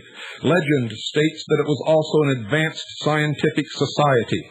In fact, it is reputed to have been the center of learning, and Still explains, quote, secret societies believe that in Atlantis stood a great university where most of the arts and sciences originated. The structure that housed this university was an immense pyramid with many galleries and corridors, with an observatory for the study of the stars sitting on its immense apex. Mackey's Encyclopedia of Freemasonry says that from this legend developed a long-lasting tale of a continent in the Atlantic, somewhere west of the Straits of Gibraltar, once covered with civilization which sank suddenly under the waves. This legend sprang up from the inability of those who attempted to discover the meaning of this metaphor, their inability to understand the symbols. Explorers have searched for lost Atlantis in the Mediterranean, west and south of Africa, South America, and off the east coast of the United States. In 1932, Edgar Casey, who lived from 1877 to 1945, who claimed to be a psychic from Kentucky, reportedly pinpointed Atlantis. And to no one's surprise, Casey said it was where Plato had located it, in the Atlantic Ocean, though Casey did not specify exactly where in that great watery expanse, somewhere between the Mediterranean and the Gulf of Mexico. I guarantee you will find nothing there. Then he made another prediction that Atlantis would one day rise up out of the sea near the Caribbean island of Bimini. And if you sit around and wait for it, I guarantee you'll grow old and disappointed, and you will see nothing of the sort. Can we find any connection between the Atlantis of ancient legend and the location of the Beast Empire? Yes. And if you were listening to our series of Mystery Babylon, you've already found it because I gave it to you. It began with Francis Bacon, for he set up in the secret societies the efforts of the initiates to make the new Atlantis in the New World. And that's exactly why Atlanta, Georgia is named Atlanta. Wake up, dear sheeple. The Apostle John gives a description similar to Casey's of the Beast Empire in Revelation 13, verse 1. Quote, "And I stood upon the sand of the sea and saw a beast rise up out of the sea, having 7 heads and 10 horns, and upon his horns 10 crowns. And if you had stood upon the continent of Europe or Africa and looked, ladies and gentlemen, toward the west, if you could have seen the continent of America, that is exactly the vision that you would have beheld. And I stood upon the sand of the sea and saw a beast rise up out of the sea, having 7 heads and 10 horns, and upon his horns 10 crowns." The numbers 7 and 10 from this verse in Revelation correlate with the Atlantean legend. Still states that some 10,000 years before the Greek civilization, Atlantis was ruled in complete harmony by a cooperative commonwealth of 10 kings, known as the Atlantic League. 7 of these kings ruled over the 7 islands that actually made up what was called the continent of Atlantis. The other 3 kings of the Atlantean kingdom ruled over the other 3 known continents, Europe, Asia, and Africa. Notice he gives away what he is trying to avoid there. The other 3 kings of the Atlantean kingdom ruled over the other 3 known continents, Europe, Asia, and Africa. For he knows what I know, that America is the beast. The legend states that these 10 kings were brothers, which may mean they belonged to a brotherhood similar to Freemasonry. Freemasonry believes the number 10 is significant when applied to government. Manly P. Hall, a 33rd degree Freemason, explains, and I quote, "The League of 10 Kings is the cooperative commonwealth of mankind, the natural and proper form of human government. Atlantis, therefore, is the archetype or the pattern of government which existed in ancient days but was destroyed." End quote. Like the biblical story, the legend of Atlantis states that its destruction was due in large part to its passion for limitless luxury. No longer did the Atlanteans value goodness above material wealth. Does that sound familiar? Plato says, quote, "The portion of divinity within them was now becoming faint and weak, through being oft-times blended with a large measure of mortality," end quote. Loving their possessions above all else, the Atlanteans had lost their virtue And now the 7 kings of the 7 isles of Atlantis amassed a great army to conquer the 3 continents because of their greed for power. The father of the gods, Zeus, caused the 7 islands, or 7 heads of Atlantis, with its population, to sink beneath the waves. They were literally destroyed by the weight of the welfare state. Freemason Hall states that when Atlantis died, so did the ideal pattern of government, which they're trying to bring back. And every effort to bring it back is always met with failure. Socialism sucks, and so do socialists.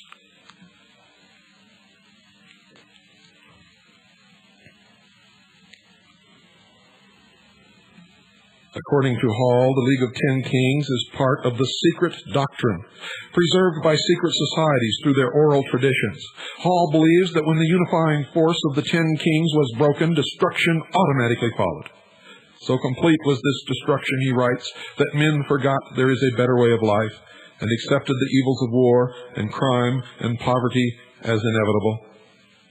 The old Atlantis is gone, dissolved in a sea of human doubts, but the philosophical empire would come again as a democracy of wise men. I'm sure you've noticed how wise they are. They steal, they loot, they rob, they war, they lie, they deceive, they cash bad checks by the thousands. Freemasonry planned long ago to philosophically raise Atlantis out of the sea. Remember, the sea is the masses of people. And in this new land, reestablish democracy as a new world order. And it's written right on the dollar bill of the United States of America, Ordo Novus, Ordo Seclorum. Novus, Ordo Seclorum. And Seclorum is intentionally misspelled so that the total number of letters will equal 13, which is the representation of death and resurrection. For the old golden age will be resurrected. And if you noticed in The Lion King, it will be resurrected in the body of racism. For at the end of the movie, you saw all the animals standing only with their own kind, none of them mixed. And the hyenas, representing the black and Hispanic race, had disappeared and were nowhere in sight. Those who rule now call them the useless eaters of the world, and they fully intend to destroy them down to the last man, woman, and child. So much for their benevolent despotism, as they call it. For it's the same old story. A few brilliant men misleading a bunch of ignorant, stupid followers, causing them to believe in these myths to bring about the cause whereby the brilliant few shall rule all. The old dream of the pearl of great price being held in the hand of a man is coming to fruition. And all of you, I don't care what you believe, what church you attend, what race you are, what you think you know, you have been lied to, you have been deceived, you know nothing. Your entire life has been a fantasy. You are living in a vacuum. Your happiness is nothing but self-deception. It's all going to be yanked out from under you. Doesn't matter which side you're on. Doesn't matter what you believe. Don't matter if you're helping or hindering this, fighting it or helping it to bring itself into reality. You are deluded, and unless you come out of your delusion, you will suffer. Truth is the only answer. Seek ye the truth, and the truth shall make you free. Truth is the only answer. Truth is the only religion. Truth is the only way. The path is straight, and the gate is narrow, and only those who seek the truth shall find the path and shall pass through the gate. Good night, ladies and gentlemen. And in your sleep tonight, I hope that I have brought about a means whereby in your dreams, through the darkest courses of your mind, this information can bring about an awakening.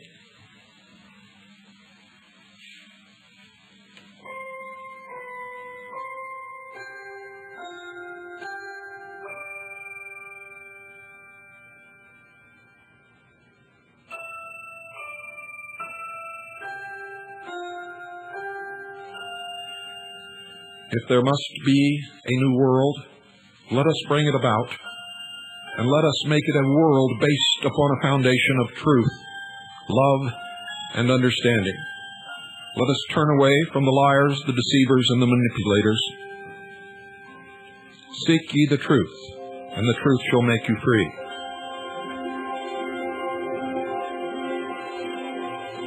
And in this message tonight can be, if you want it to be,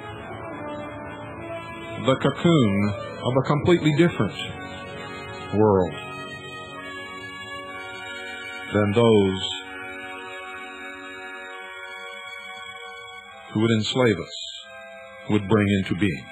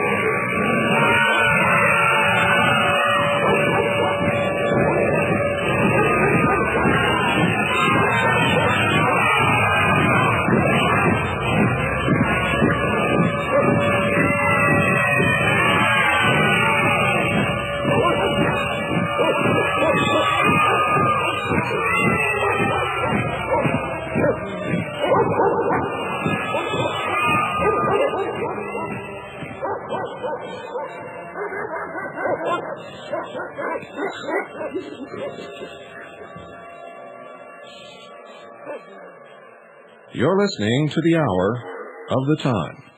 I'm William Cooper. I don't know, folks, if we're on WWCR or not. I do know we're on the satellite.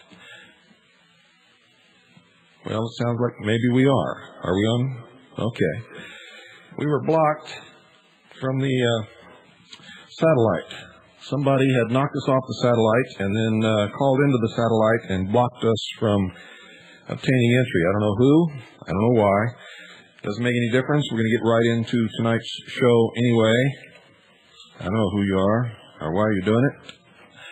But the only way you'll stop this broadcast is when I'm in my cold, cold grave. And that ain't likely to be anytime soon.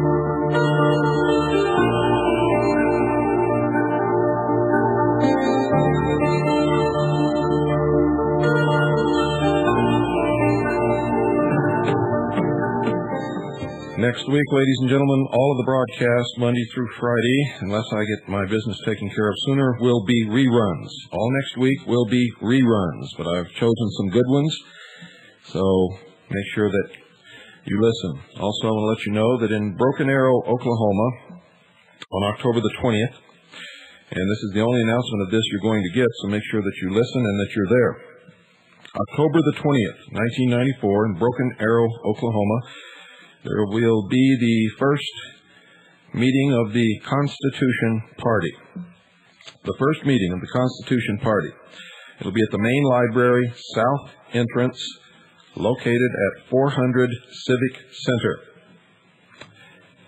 That's the October 20th, 7 p.m. at the main library, south entrance, located at 400 Civic Center. For information, call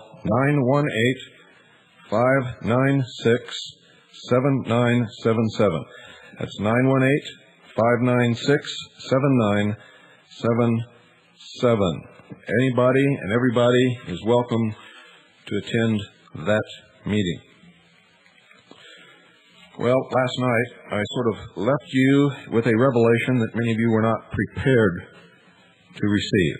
And tonight I'm going to continue and back it up with a lot of facts. Remember, a lot of the meat of this little mini-series that we're doing this week comes from a book entitled Scarlet and the Beast, written by John Daniel. Scarlet and the Beast, written by John Daniel. If you would like your own copy, please send us $39.95. That's postpaid, $39.95, and we'll get a copy right out to you. Make checks or money orders out to Annie, A-N-N-I-E, and send them to the Intelligence Service, Post Office Box 1420, Sholo, that's spelled S-H-O-W-L-O-W, Arizona, 85901. That's P.O. Box 1420, Sholo, Arizona, 85901. Now, we've covered a lot of territory, and one of the points that I made is that the beast must resemble with at least 14 points exactly ancient Rome. So we'll begin tonight setting out some of these similarities between Rome and the United States of America. From 100 to 300 A.D., most of pagan Rome converted to Christianity. And when this nation was founded, 67% of America's population was Christian. Christians in Rome suffered severe persecution. Christians in America were fleeing European persecution. Rome, ladies and gentlemen, in its time was the melting pot of the world. And today, one of the well-known phrases is that America is the melting pot of the world. Rome was a democracy based upon a two-party system, the optimates and the populares. And the United States of America, they say, is a democracy. It was really founded as a republic, but today it is a democracy based upon a two-party system, the Democrats and the Republicans. Rome had a divided balance of power, the Roman tribune and his Senate. America has a divided balance of power, the American president and his Congress. Rome was based on specific laws. They had 12 tables. America is based on specific laws, our Constitution. Rome protected the rights of its citizens. America, up until recently, protected the rights of its citizens. In Rome, all men were equal. That was the international law of Rome. In America, all men are equal according to the Declaration of Independence. But let me set that straight. All men in the Declaration of Independence were created equal. All men are not equal. And in Rome, all men, even though they said they were equal, were not. Those are facts. Look in history and you will see. Rome had a sordid history of slavery. America also had a sordid history of slavery. Rome was capitalistic. America is capitalistic. Rome practiced abortion as a means of population control. And the United States of America practices abortion as a form of birth control. Rome loved R-rated entertainment. Look at the history of Pompeii. And here in the United States of America, we protect R-rated entertainment under the First Amendment as freedom of speech. Rome had a welfare program funded by taxes.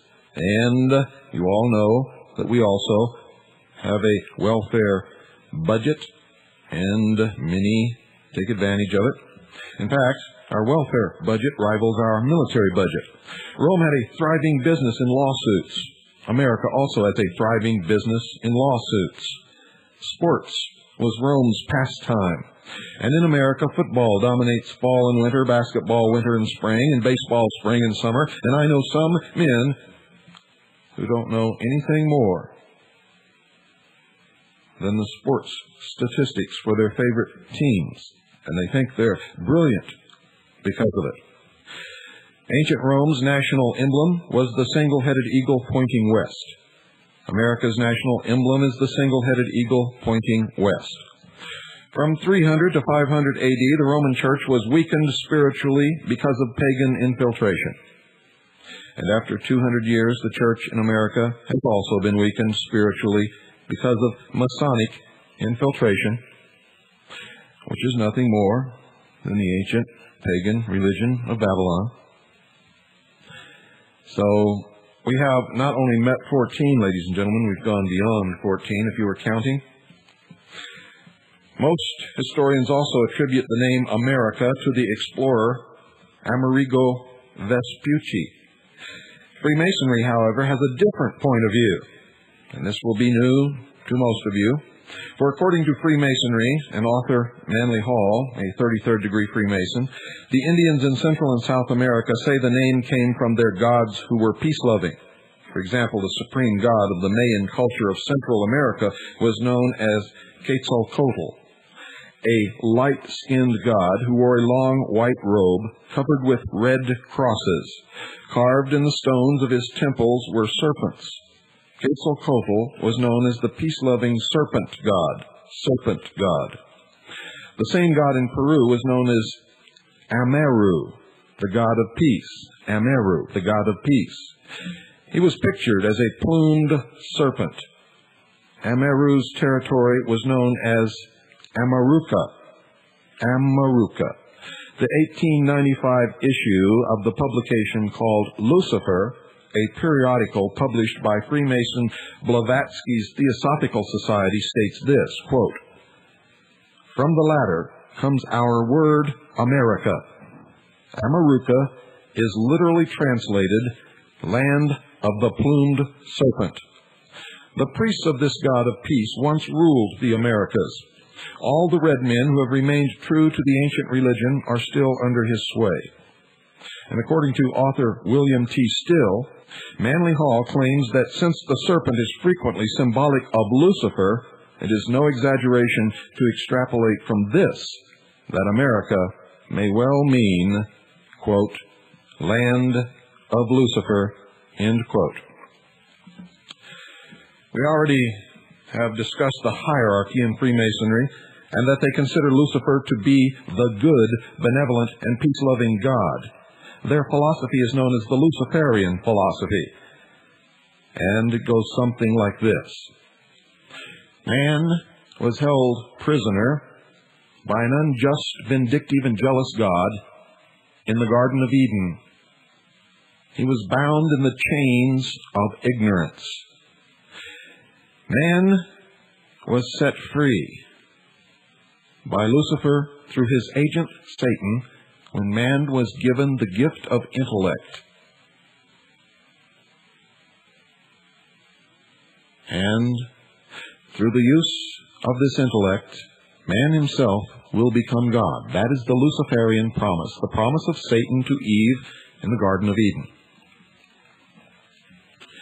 Now remember, these are all metaphors. I don't believe for 1 minute that there was a naked man and woman standing by a tree and a snake came up and talked to them.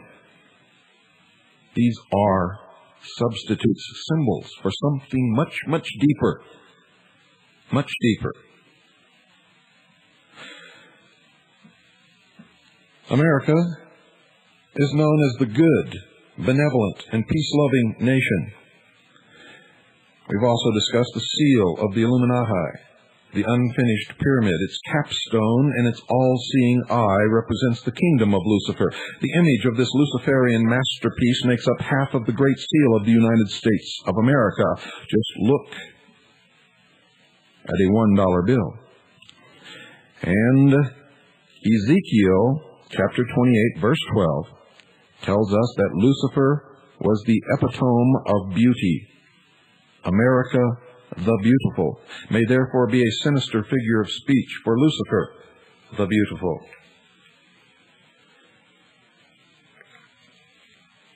Freemason Manly P. Hall states that when Atlantis died, so did the ideal pattern of government. According to Hall, the League of 10 Kings is part of the secret doctrine preserved by secret societies through their oral traditions. Hall believes that when the unifying force of the 10 kings was broken, destruction automatically followed. So complete was this destruction, he writes, that men forgot there is a better way of life and accepted the evils of war and crime and poverty as inevitable. The old Atlantis is gone, dissolved in a sea of human doubts, but the philosophical empire would come again as a democracy of wise men. This connects directly with the protocols of the wise men of Sion. Freemasonry planned long ago to philosophically raise Atlantis out of the sea, and in this new land reestablish democracy as a new world order, Novus Ordo Seclorum. Masonic author George H. Steinmetz confirms in Freemasonry its hidden meaning that the democratic philosophy of Freemasonry has been traced back to the lost continent of Atlantis. He attempts to prove that Atlantis was a Masonic society by suggesting that the destroyed temples of Upper Egypt are all part of that Atlantean destruction.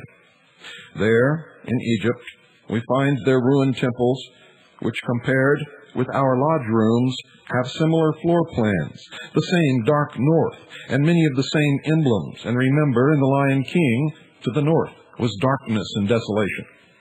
Finally, Steinmetz says that one cannot understand the universality of Freemasonry without accepting the Atlantean account. Hall concurs. Masonry is a university teaching the liberal arts and sciences of the soul to all who will attend to its words. It is a shadow of the great Atlantean mystery school which stood with all its splendor in the ancient city of the Golden Gates, where now the turbulent Atlantic rolls in unbroken sweep. And I bet you wondered, why they named the bridge in San Francisco the Golden Gate Bridge. Now you know. Hall suggests that the antediluvian civilization was democratic, that Freemasonry planned over 3 centuries ago to recreate a universal democratic society that will philosophically rise up out of the sea, and like Atlantis, join with 10 kings to lead mankind in the pursuit of universal happiness. And what is the sea? Remember, the sea is the mass of humanity, great numbers of people. To rise up out of the sea is to establish through revolution. And that's coming. He says that the Christian church has delayed the search for the new Atlantis, and that's why they hate Christians, and Christians, like Orthodox Jews and the followers of the Prophet Muhammad, are scheduled for extermination in the New World Order. And he alludes to the ancient Roman Empire as the last attempt at resurrection of the Atlantean project, and states that another attempt would be made. Now we can see how Freemasonry's planned resurrection of Atlantis correlates with Daniel's prophecy of a revived Roman Empire. Likewise, John's vision of the beast with 10 horns, representing 10 kings, is more significant in this regard, given the fact that Freemasonry calls for its one-world government to be patterned after the Atlantean League of 10 kings. Therefore, to locate the headquarters of Freemasonry's new philosophical Atlantis, Daniel's revived Roman Empire, and John's beast, we must search for a land that meets the following requirements. 1. If old Atlantis was democratic, then new Atlantis will be democratic and most likely be born of Templar French Freemasonry, the father of modern socialism. 2. John's beast and Freemasonry's philosophical Atlantis will figuratively rise up out of the sea in the Atlantic Ocean, somewhere west of the Straits of Gibraltar, where old Atlantis was alleged to have sunk, and will be established through revolution from out of the masses of people. 3. If resurrected west of the Straits of Gibraltar, Daniel's revived Rome will be a new land in a new world, populated from the territory of the old Roman Empire. 4. Daniel's uncivilized beast will be born in an uncivilized western land bordered by water. From Daniel's vantage point at Babylon, a land in the extreme west. 5. John's beast will eventually unite with 10 kings, as did old Atlantis, or will be divided into 10 regions according to the plan or the world model of the Club of Rome. And on its model, the world will also be divided into 10 regions. Unlike Edgar Casey, Manly P. Hall is not looking for ancient Atlantis to literally rise out of the sea, and neither am I, and neither should you, but I know that some of you at least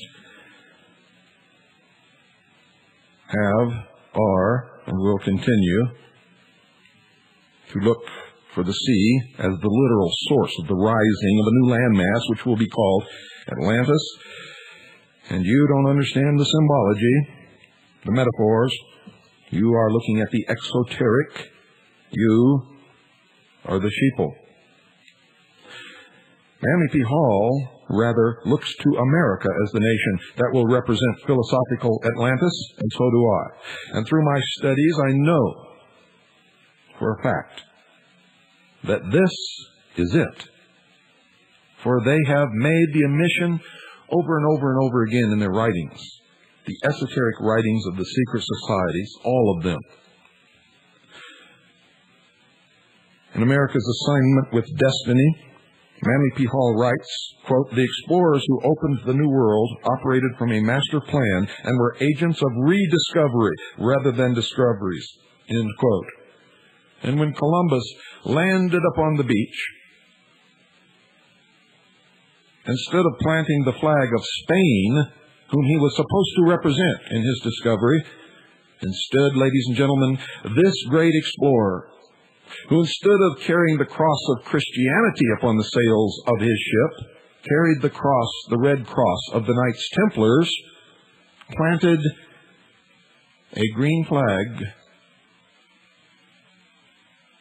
with a white cross.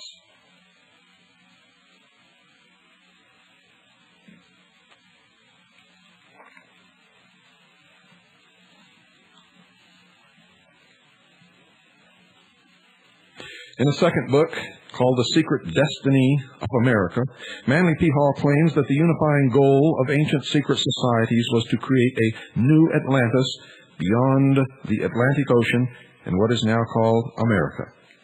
The bold resolution, he said, was that this western continent should become the site of the philosophic empire. Still explains that America, according to this great plan, was to become the first nation to begin to establish a universal democracy or world commonwealth of nations.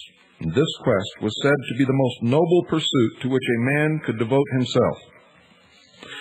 And ladies and gentlemen, I would have to agree with that statement if it were done honestly and openly and for the noble purpose for which they claim. But we know that it is built upon lies and deception and manipulation, and that the men bringing it about, and it is all men, ladies, believe me, there are ladies working toward this goal, but men rule the roost, I can assure you.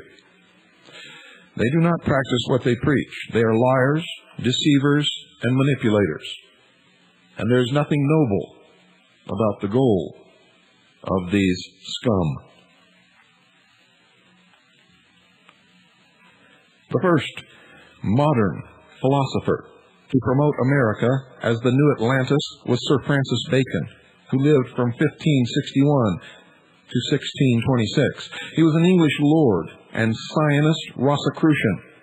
As an occultist well versed in the Great Plan, also known as the Enterprise, Bacon concealed the secret doctrine in a novel entitled New Atlantis, in which he laid out the plan for a utopian society to be built on this newly discovered continent. Masonic authors Marie Bauer Hall and Manly P. Hall respectively say of Bacon, and I quote, "Bacon is the founder of Freemasonry, the guiding light of the Rosicrucian order, the members of which kept the torch of true universal knowledge, the secret doctrine of the ages, alive during the dark night of the Middle Ages." Bacon had been initiated into the new liberalism represented throughout Europe by secret societies of intellectuals dedicated to civil and religious freedom. Later, when the moment was propitious, he threw the weight of his literary group with the English colonization plan for America, cherishing, as he did, the dream of a great commonwealth in the new Atlantis, end quote. Still, says Baconian scholar and Masonic enthusiast Marie Bauer Hall, believes this great plan has been perpetuated by an international group of only the highest initiates of the secret societies, as I have revealed to you over the years. Don't go away. I'll be right back.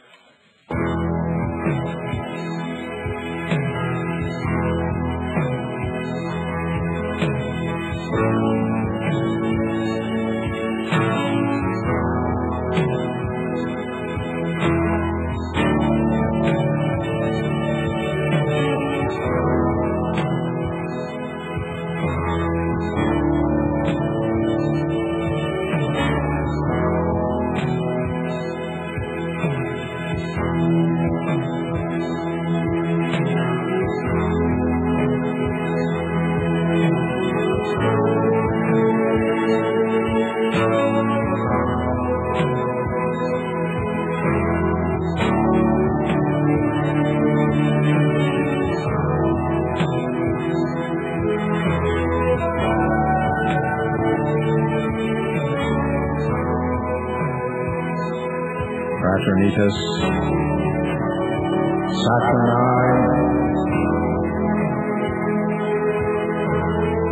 Fraternitas Rex Mundi,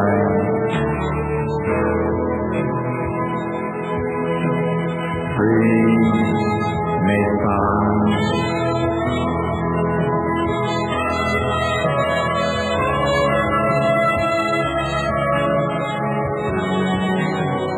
do as thou wilt, shall be the whole of the law. O-T-O. The golden dawn.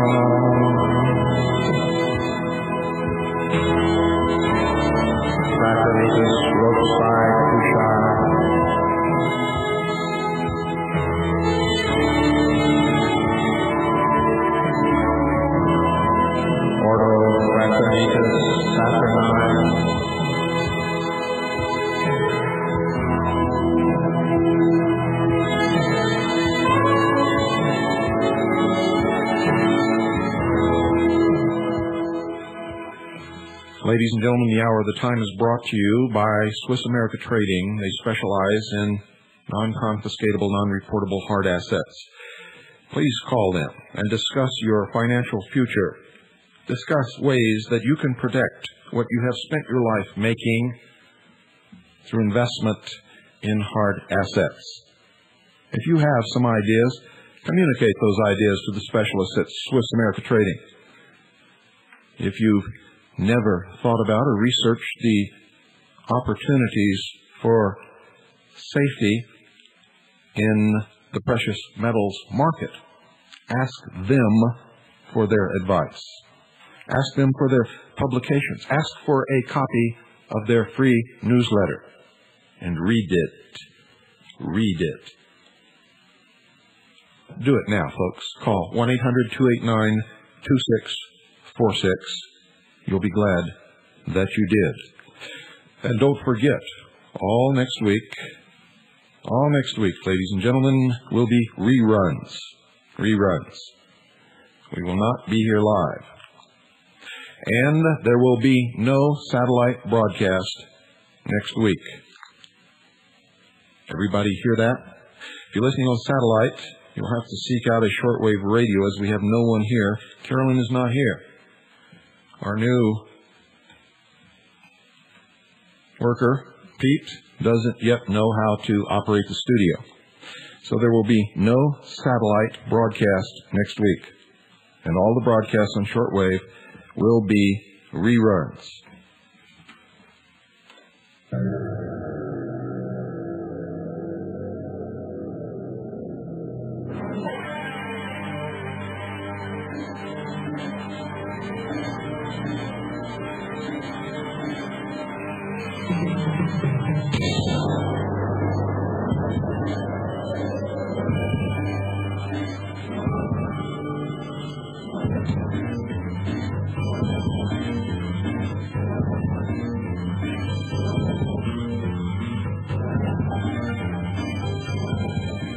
These episodes this week, ladies and gentlemen, come from a book called Scarlet and the Beast by John Daniel.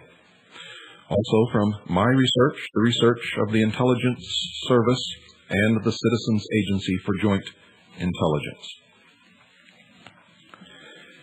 We've seen how this international group of highest initiates of the secret societies has changed its name many, many times to conceal the great plan, the great work, the enterprise. Bacon was the first of modern philosophers to reveal this plan as a Masonic blueprint for America. The hierarchy in his day was the Priory of Sion, operating through the Order of Rose Cross, and later the Royal Society, now known as the Royal Institute of International Affairs, spawned off of the Royal Society, which still exists. It's also known as Chatham House. It is the private club for British intelligence. It was then usurped by the Knights Templar, who initially operated through the Illuminati, then the Palladian, and now through Lucis Trust. Rosicrucian Sir Walter Raleigh, a member of a secret society named after Bacon, the Baconian Circle, began the British exploration in America in 1585, settling off the coast of North Carolina on Roanoke Island. His colony failed, and England did not attempt colonization again for a generation. Meanwhile, in 1603, the Priory of Sion lost Great Britain to the Templars when James Stuart VI of Scotland ascended the British throne as King James I. German Rosicrucians immediately went into action, founding Rosicrucian Freemasonry in England, then backing Cromwell to dethrone the Templar Stuarts. Many Protestants joined Cromwell's cause. Finally, in 1717, the Stuarts, with their Templar Freemasonry, were deported to France. During the on-and-off English Revolution that spanned the latter half of the 17th century, the New World was colonized by British and European Protestants fleeing persecution. In 1733, English Freemasonry entered America, founding St. John's Lodge at Boston. Boston, in effect, became the Masonic capital of Britain's transatlantic colonies. These lodges contained only 3 degrees. Now let me go through that again, just in case you missed it. In 1733, English Freemasonry entered America, founding St. John's Lodge at Boston. Boston, in effect, became the Masonic capital of Britain's transatlantic colonies. Between 1733 and 1737, Grand Lodge England chartered additional provincial lodges in Massachusetts, New York, Pennsylvania, and South Carolina, and these lodges contained only 3 degrees. Templar Freemasonry, having been weakened by exile to France, had no strength to establish a base in America. Unimpeded, English Freemasonry planned to inaugurate the great plan contained within her secret doctrine.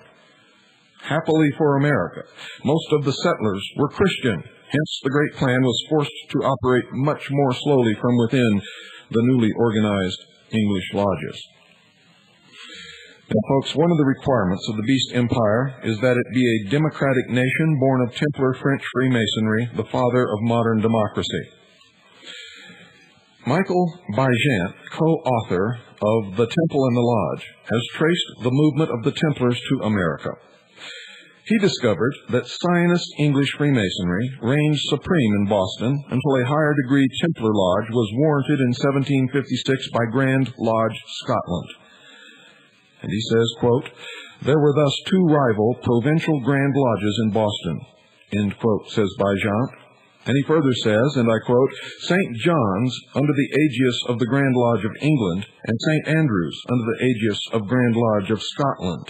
And on 28 August 1769, St. Andrew's conferred for the first time anywhere in the world a new Freemasonic degree, specifically called the Knights Templar degree," end quote. Shortly thereafter, another form of Templar Freemasonry came to America, the quasi-Jacobite Grand Lodge of York, Warranted Lodge in Virginia. York Rite Freemasonry created additional degrees in the New World until it reached the 13th and final degree, known as the Knights Templar degree. 13 is the number of death and resurrection. 13-degree Templar York Rite Masonry, having ceased operation in England after establishing its base in the New World, exists today only in North America. Michael Baigent was able to trace the western migration of the Templars by following their esoteric number 13. As you recall, the original Templar order consisted of 13 degrees. The number 13 also commemorates Friday the 13th, 1307, the day persecution of the Templars began. In 1314, some books say, and the esoteric books say 1313, Jacques de Molay, the Grand Master of the Knights Templar, was burned at the stake. Only in America, says Baigent, has the Templar Grand Master received his most flattering and lavish public homage in the form of a youth organization sponsored by Freemasonry known as the Order of de Molay, which William Clinton belonged to. We have traced his evolution from the Order of de Molay to the York Rite of Freemasonry, which is the Templar branch, of which we know he rose as high as the 7th degree. The Templars also stealthily entered America through military lodges. Of particular significance are those chartered by the Irish Grand Lodge, which offered the higher degrees of Jacobite Masonry. Later, these lodges incorporated the French Templar Scottish Rite of Freemasonry, which then were known as the French Templar Scottish Rite degrees. And it further divided colonial America between 2 rival forms of Freemasonry. While British politics in the colonies was dominated by English Masons in the Northeast, her military was under the influence of French Templar field lodges throughout the colonies, not a stable union for governing 13 rebellious colonies. Another identifying characteristic of the beast's revived Roman Empire, according to our analysis of Daniel chapter 7, verses 7 through 8, in chapter 26, is that it must be populated by immigrants from the territory governed by the old Roman Empire. Of course, colonial America was populated by peoples from a Europe shaped by ancient Rome and later by the Holy Roman Empire. Templar influence in America began after Prince Charles Edward, the young Stuart pretender, failed to regain his British throne. As you may recall, in 1746, he was soundly defeated, forever dashing the hopes of Scottish Templars recapturing England. And as a result, many Irish and Scottish Templar Jacobites who had fought with Charles Stuart fled to America. Those who returned to France with the prince founded the Scottish Rite of Freemasonry. Between 1745 and 1753, the British and European Templar population in the New World had increased dramatically. In 1754, Benjamin Franklin attempted to relieve population pressure by proposing a plan for the union of all 13 colonies. The British government rejected Franklin's proposal, fearing a united America would be difficult to control. Subsequently, the exploring population was forced to move west into French territory, which precipitated the French and Indian War in America, a phase of the 7 Years' War on the continent of Europe. During this war, the French military brought to the New World the Templar Scottish Rite, first setting up base at Boston, then Charleston, South Carolina.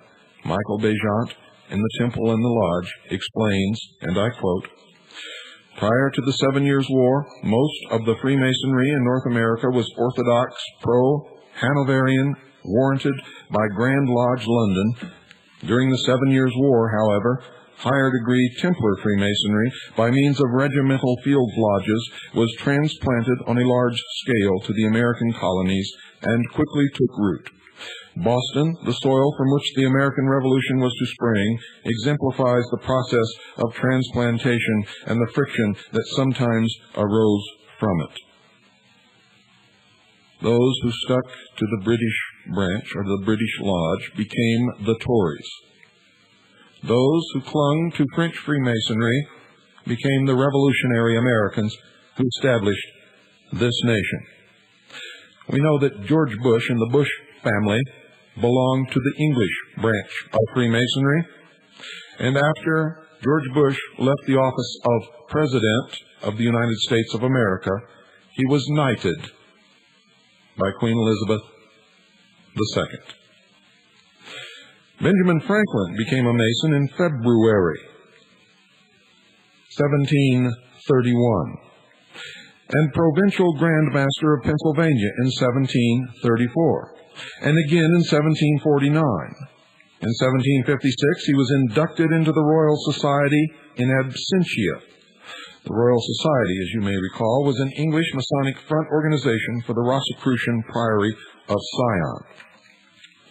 Between 1757 and 1762, and again between 1764 and 1775, Benjamin Franklin spent considerable time in England and France.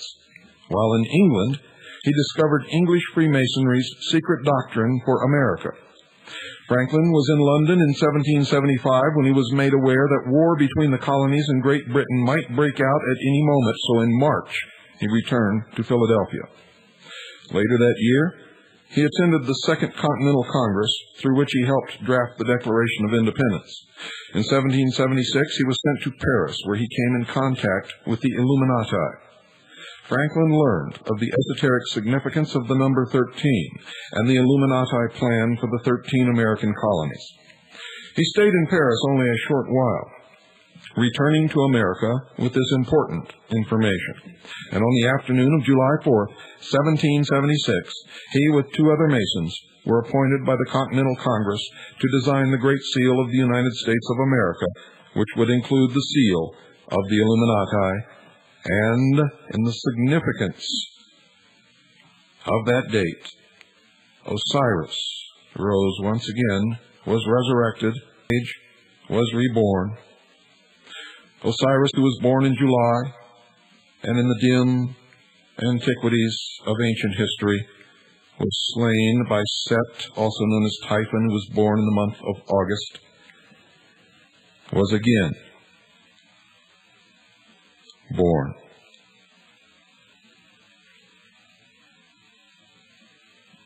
Benjamin Franklin, with 2 other Masons, were appointed by the Continental Congress to design the Great Seal of the United States of America, which included the seal of Adam Weishaupt's Illuminati. Bagent suggests that Franklin favored the Illuminati plan to create a new world democracy, a philosophical Atlantis, over the British plan for an oligarchic expansion of empire. When Franklin was in France, he began to build a spy network in preparation for America's independence from England. And Bagent gives us the details. Quote, on 9 November 1777, a special committee, the Committee of Congress for Secret Correspondence, was appointed to establish a network of contacts among our friends abroad. Now, folks, our friends means initiates of the secret societies working in conjunction toward the completion of the great plan. This committee consisted of Robert Morris, John Jay, Benjamin Harrison, John Dickinson, and Benjamin Franklin, and this began the control of the intelligence community of the United States of America by the secret societies which still control it today. It was to operate extensively through Freemasonic channels and to lead to the creation of an elaborate spy network. At the same time, and quite coincidentally, it was to overlap a British spy network which ran parallel to it and also operated through Freemasonic channels. Both networks were to be based primarily in Paris, which became the center for a vast web of espionage, intrigue, and shifting allegiances. End quote. Spying was not foreign to Benjamin Franklin. As Deputy Postmaster General for the American colonies from the 1750s until 1775, he became particularly friendly with his British counterpart, Sir Francis Dashwood, who moved in Jacobite Masonic circles. Dashwood also had Masonic friends who were staunch supporters of Charles Edward Stuart. While in England, Franklin stayed at Dashwood's estate.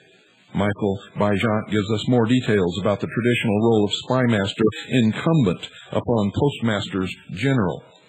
And I quote, because it afforded access to virtually all letters, all communications, the position of postmaster general was also traditionally that of spymaster. And during the American War for Independence, their experience as postmasters general was to stand both Dashwood and Franklin in good stead. In his dual role of spymaster and colonial ambassador to France, Franklin established his center of operations in Paris. He was accompanied here by 2 other appointees of the Congressional Committee for Secret Correspondence, Silas Deane and Arthur Lee. Lee's brother was based in London. So too was Franklin's sister, who was also believed to have been engaged in espionage. End quote. Ben Franklin is often said to have been a Christian, but we know that he was not. He was also the master of the Lodge of 9 Muses in France.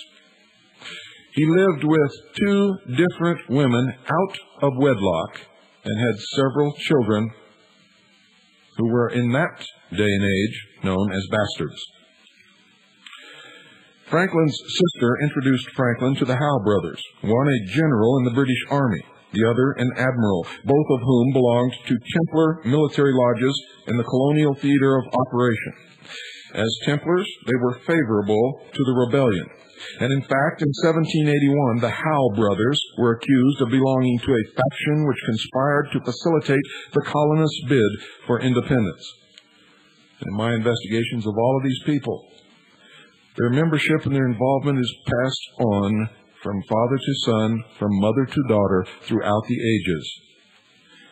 The Howe family, ending today with the involvement of Linda Moulton Howe in the establishment of an extraterrestrial threat to this earth. Franklin's Templar Masonic friends in the Postal Service and in the military also had Templar sympathizers in the British Parliament. And these traitors to the British Crown clandestinely raised money for the colonial Continental Army and remitted it to Franklin in Paris. Franklin passed it on to North America or used it in France to purchase arms and material. In 1778, Franklin joined the Illuminati Lodge, Neuf Soeurs, or the 9 Sisters. the Lodge of the Nine Muses. He rose to be the master of that lodge, and he assisted in the initiation of Voltaire. Later, he became Grand Master of the Lodge. In 1782, Franklin joined a more elusive and mysterious Freemasonic conclave known as the Royal Lodge of Commanders of the Temple West. So much for Benjamin Franklin. As stated earlier, the British spy network in Paris was also Masonic. Its agents had penetrated Franklin's operation by joining his Nine Sisters Lodge. Thus, the British government was kept apprised not only of the colonists' activities, but also of French plans for entering the war. British knowledge of the impending colonial revolt did not, however, reach ears in America, because the British colonial high command in charge of the Crown's army and navy in the New World, namely the Howe brothers, were Templar Freemasons solidly in the camp of Franklin. To guarantee the success of the American Revolution, the Howe brothers displayed dilatory conduct throughout the war. The War for American Independence was a continuation of the battle between English and French Freemasonry, the conflict over the control of New Atlantis. Originated in Boston between two adversarial lodges, Zionist St. John's and Templar St. Andrews. Among the members of St. Andrews were John Hancock and Paul Revere. To the south in Virginia were two other Templar Masons, Patrick Henry and Richard Henry Lee, who in 1769 prompted the Virginia Assembly to formally condemn the British government. Events swiftly accelerated toward open conflict between England and her American colonies.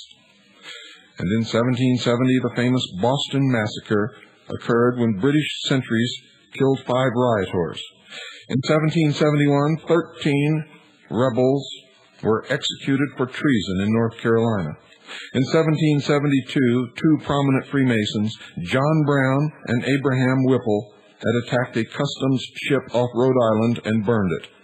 In 1773, the British government increased the tax on tea to keep the British East India Company solvent.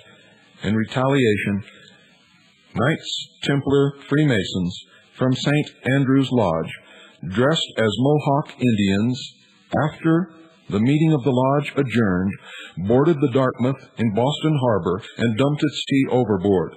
This, ladies and gentlemen, is the truth about the famous Boston Tea Party that is said to have triggered the American Revolution. It took 3 months for the news of the Boston Tea Party to reach London, whereupon the British Parliament declared Massachusetts to be in a state of rebellion. Not realizing the significance of the Masonic division in the colonies, the Crown's action was swift and misguidedly drastic. The Boston Port Bill, which placed an embargo on all trade with Boston, for example, effectively closed the port and stiffened colonial resolve against the Crown. On September the 5th, 1774, the First Continental Congress convened in Philadelphia to plan action against the British. The Congress was under the presidency of Templar Freemason Peyton Randolph, a prominent attorney and provincial Grand Master of Virginia. Boston delegates included Samuel Adams and Paul Revere. In February 1775, the Massachusetts Provincial Congress met and announced plans for armed resistance. Within a month, Templar Freemason Patrick Henry made his famous speech, "Give me liberty or give me death," to Virginia's Provincial Assembly.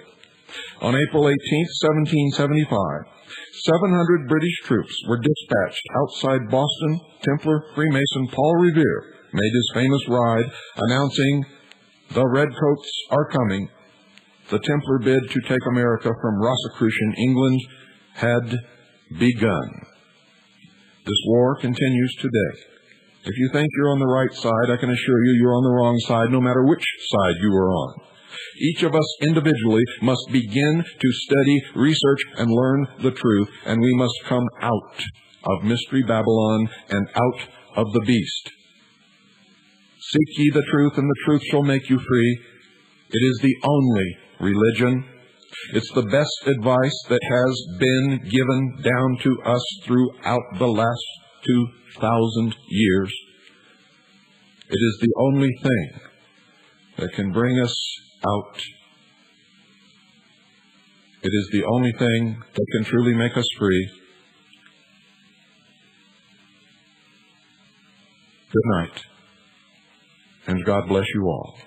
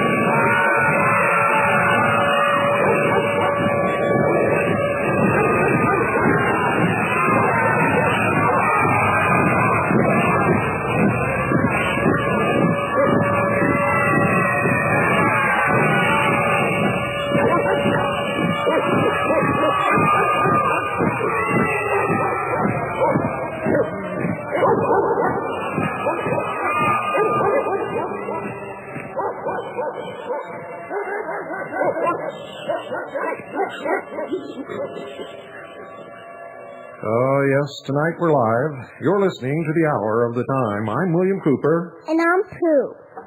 Pals forever? Yes? You ready? Yeah. Go. I pledge allegiance to the flag of the United States of America and to the republic for which it stands, one nation under God, indivisible, with liberty and justice for all. Well, that's wonderful. Now, if I can just figure out where this thing is, we'll get on with the rest of the show. Thank you. Thank you, Pooh. Nope, that wasn't it. We're going to get it, folks. Don't worry. You want to do that again, Pooh? Just Yes. for the heck of it? Yes? Okay, go ahead. I pledge allegiance to the flag of the United States of America and to the republic for which it stands, one nation under God, indivisible, with liberty and justice for all. I pledge allegiance to the flag of the United States of America, to the republic for which it stands, One nation under God, indivisible, with liberty and justice for all. The Pledge of Allegiance to the flag is a pledge to the ideals of our forefathers, the men who fought and died in the building of this great nation. It's a pledge to fulfill our duties and obligations as citizens of the United States and to uphold the principles of our Constitution.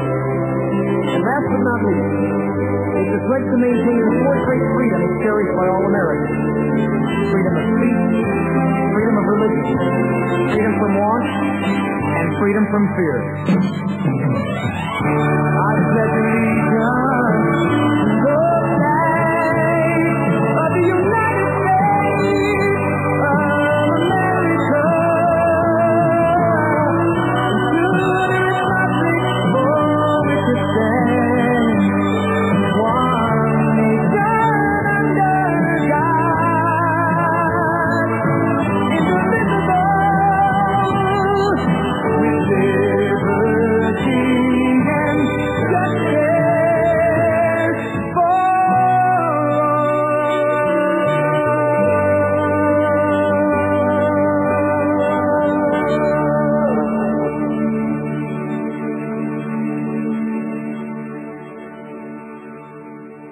Well, it's good to be back. We're live tonight in studio.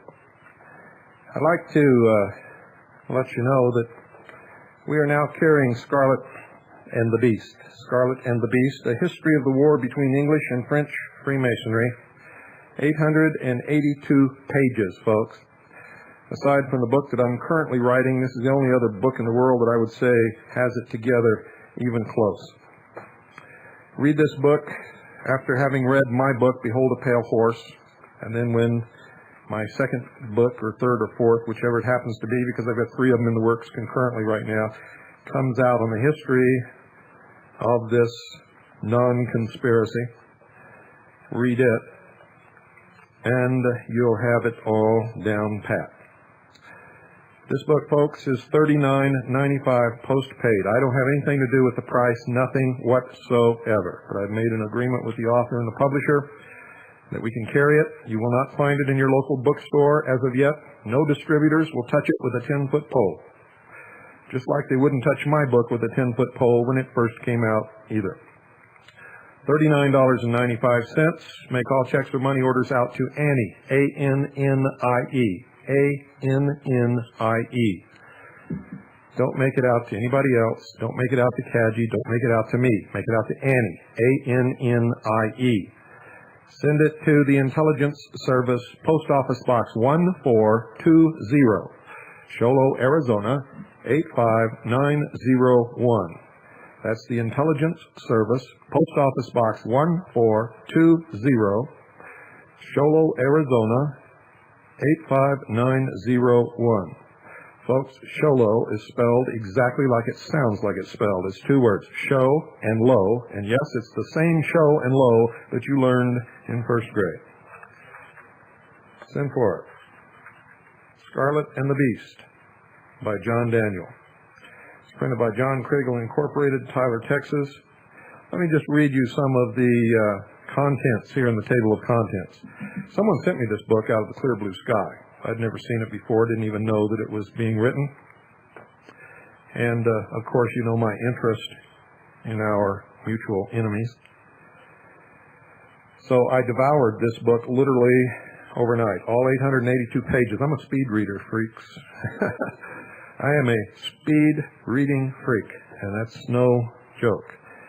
I've read every book in our library and many, many more. And I devour information like some people eat popcorn. But listen to this. There's a preface.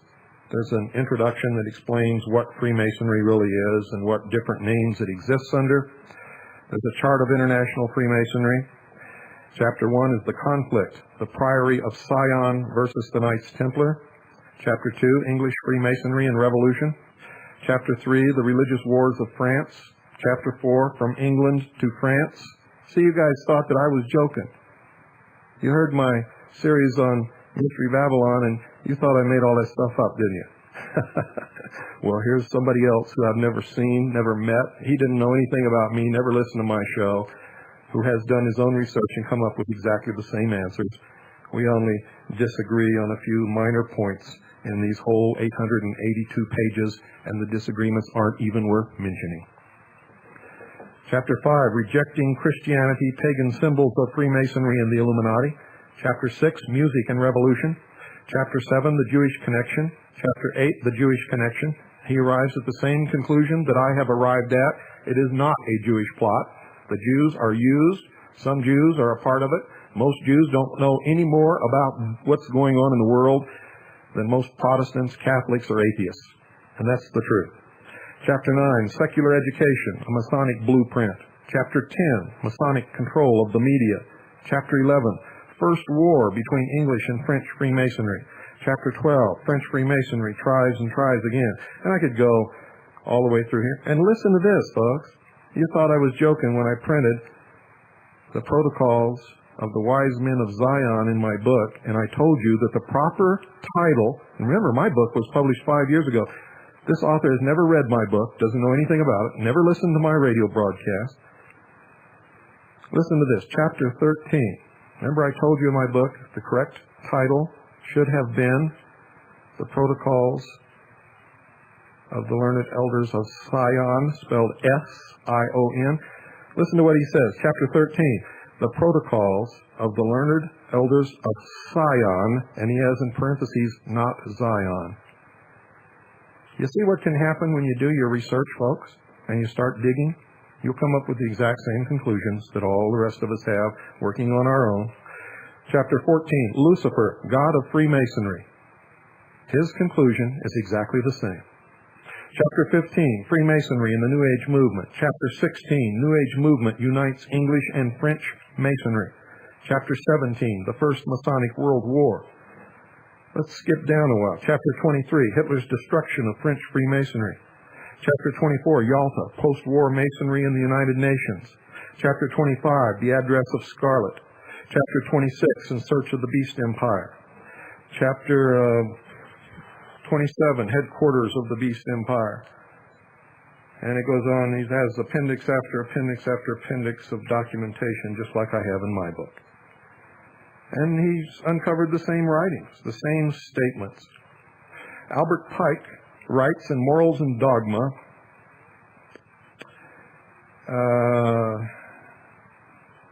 Albert Pike writes with sarcasm, and Morals and Dogma must be read with that understanding.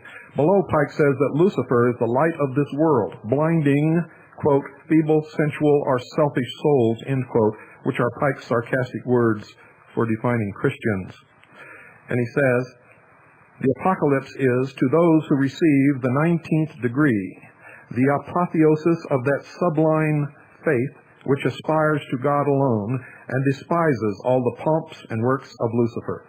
Lucifer, the light-bearer, strange and mysterious name to give to the spirit of darkness. Lucifer, the son of the morning. It is he who bears the light, and with its splendors intolerable, blinds feeble, sensual, or selfish souls. Doubt it not, for traditions are full of divine revelations and inspirations, and inspiration is not of one age, nor of one creed. Plato and Philo also were inspired. Why do not most Masons know the truth about Freemasonry? Well, Albert Pike tells you, in his own words, in his own book, quote, the blue degrees are but the outer court or portico of the temple. Part of the symbols are displayed there to the initiate, but he is intentionally misled by false interpretations. It is not intended that he shall understand them, but it is intended that he shall imagine he understands them.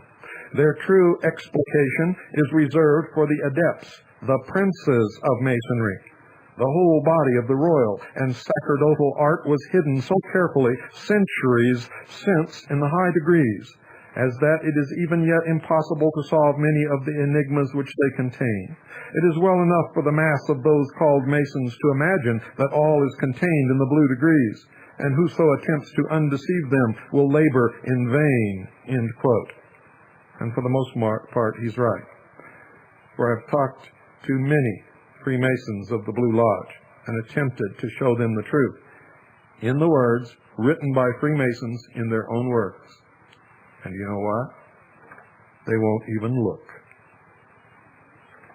It takes a very stupid sheeple, a born follower, to join an organization where he is told in the beginning that he knows nothing about it and will find out nothing about it until he goes through several degrees of initiation. For all he knows, he could be joining the Communist Party, but he won't find that out for a long time. And in fact, that's exactly what he's doing. So, folks, Scarlet and the Beast, 882 pages, hardbound, $39.95. That's postpaid. Make your checks or money orders out to Annie, A-N-N-I-E. Send them to the Intelligence Service, Post Office Box 1420, Sholo, Arizona, 85901. And do it now. You don't want to miss 1 minute away from this book. You don't want to miss this book, period. You don't even want to take a chance on missing reading this book.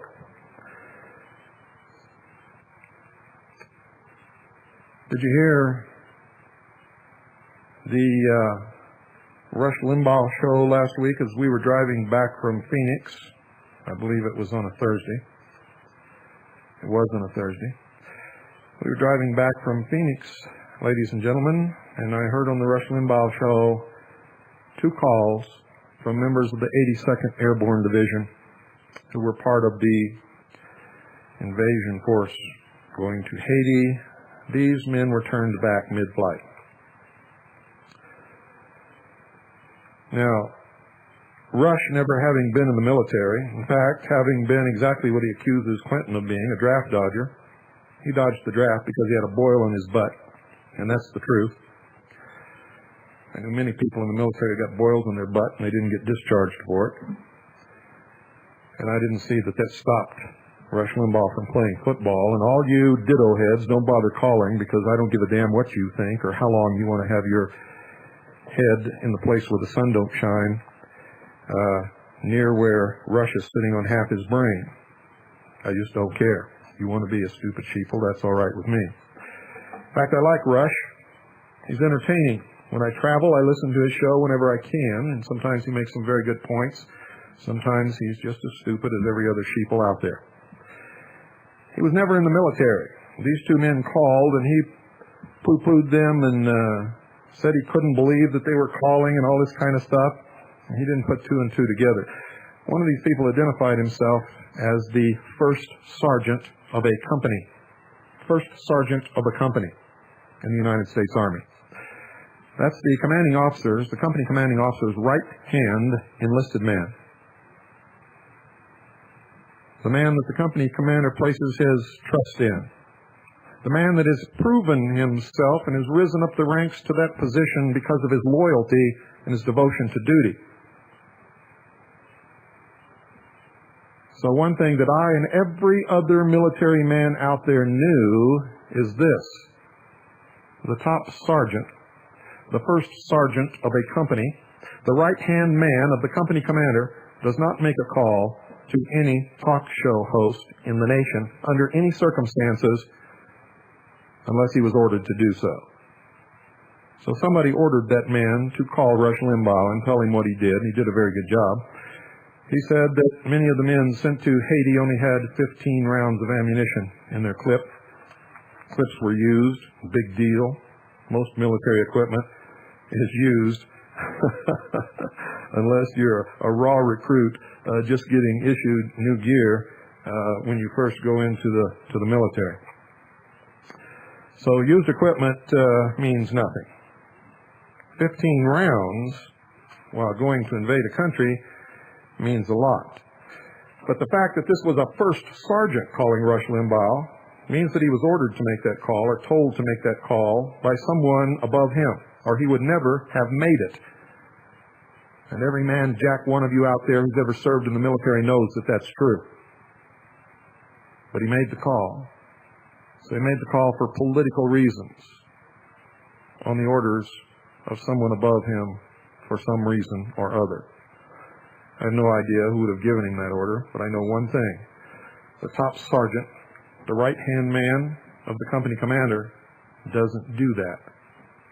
Period. The other man claimed to be an officer. That's another thing that's just not done, ladies and gentlemen, in the military. For that officer knows that if it is ever discovered who he is, if he was not under orders, that's the end of his military career, and I mean end with a capital E. And Rush Limbaugh, never having been in the military, wasn't smart enough to figure that out. And then, of course, they had a call from a major, a public relations officer for the 82nd Airborne, who then began to poo-poo the whole thing. So you make up your own minds what it was all about. I'm not sure I know, but I do know that there is an agenda behind it. Also, ladies and gentlemen, today in the United Nations, I saw on CNN, while trying to stay horizontal because I have a little back problem right now, which will be solved in a couple of days. I saw on CNN President William Clinton address the United Nations. And I heard him say that it is time to take advantage of the present situation evolving from the invasion of American forces in Haiti to make the world a more peaceful place, to bring all the nations of the world together without national boundaries, to disarm all nations. And folks, this is exactly what he said. To create the world that some of us have dreamed of for centuries, end quote.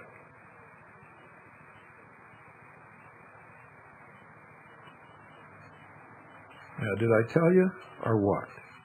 Also, I want you to notice, folks, all of these articles in the New American and in Spotlight, and it makes me hilarious when I read the Spotlight, and almost every story that they print, they claim that they're the only ones who ever revealed that information, and that if you weren't reading the Spotlight, you would never have known about it. When Linda Thompson and I were revealing to the world about the United Nations joint exercises, about the black helicopters, about the anti-terrorist teams,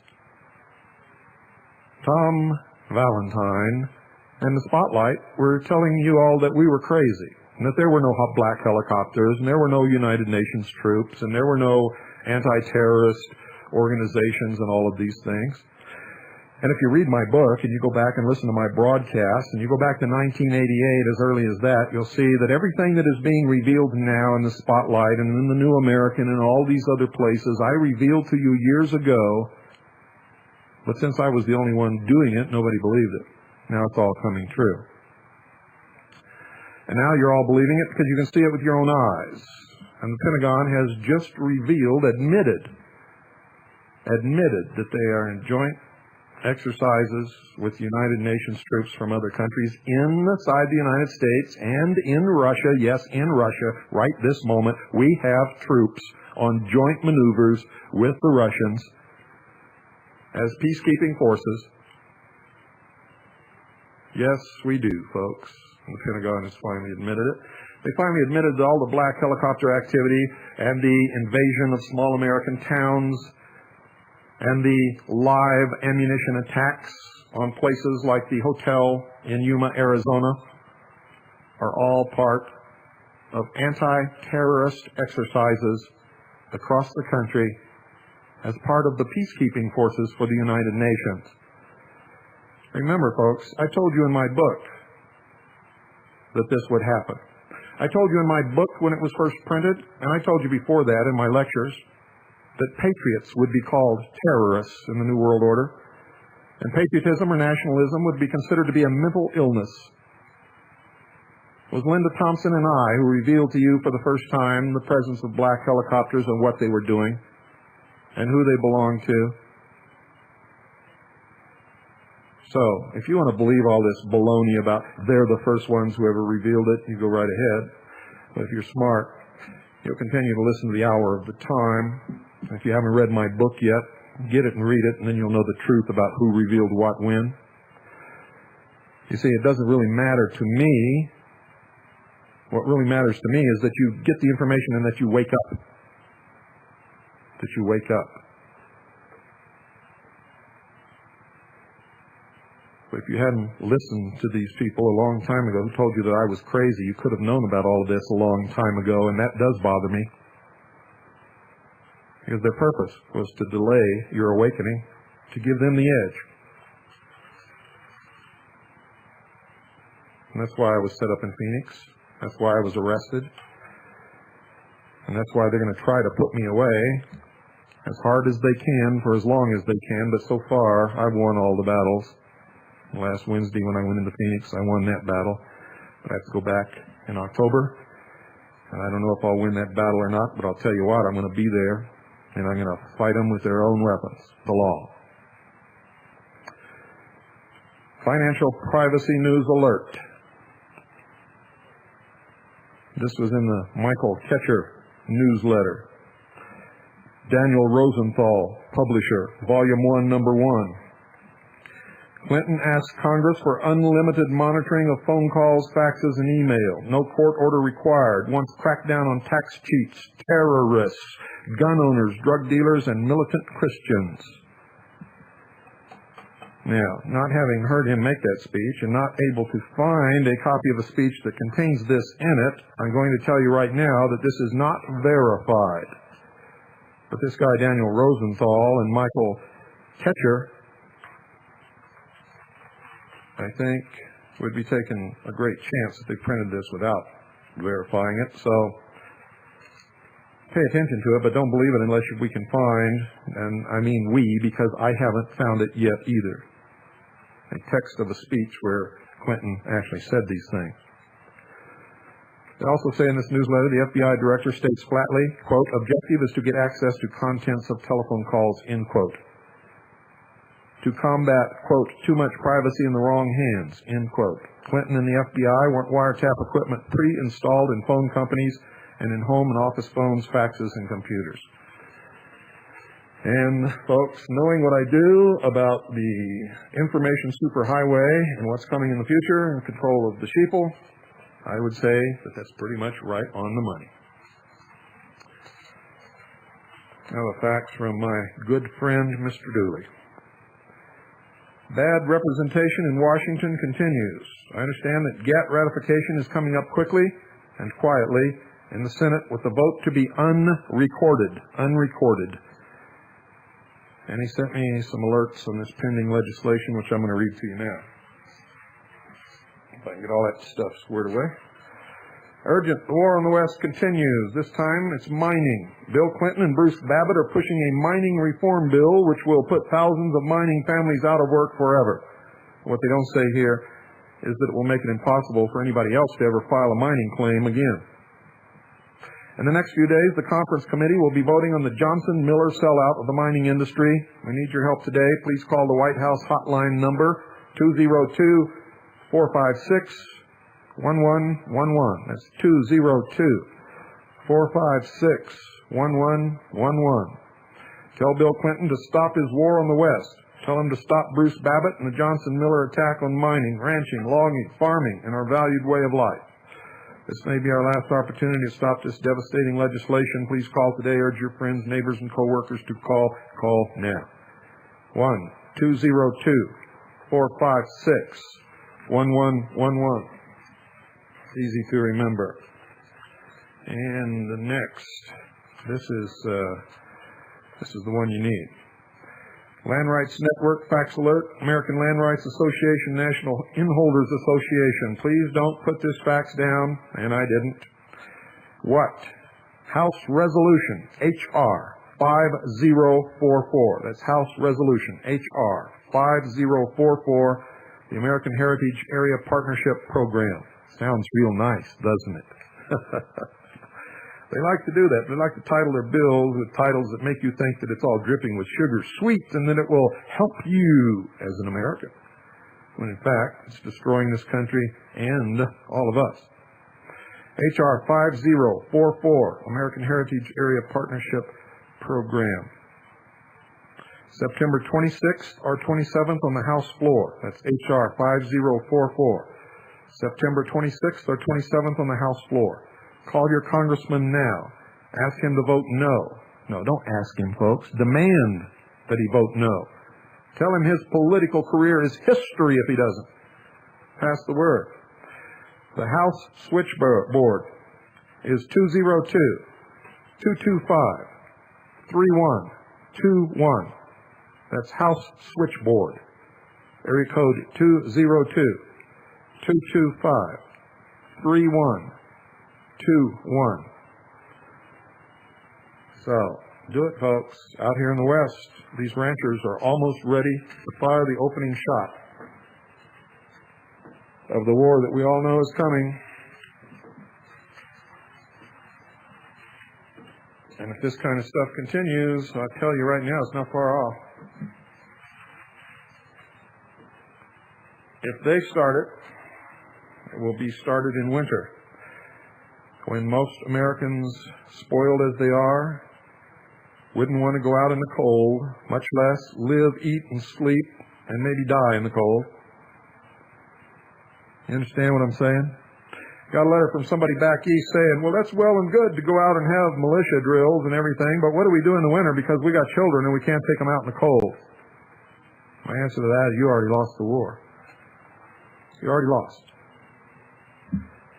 Because if they start it, that's when they'll start it. It gives them an edge because most Americans are lazy, spoiled, and won't want to go out in the cold.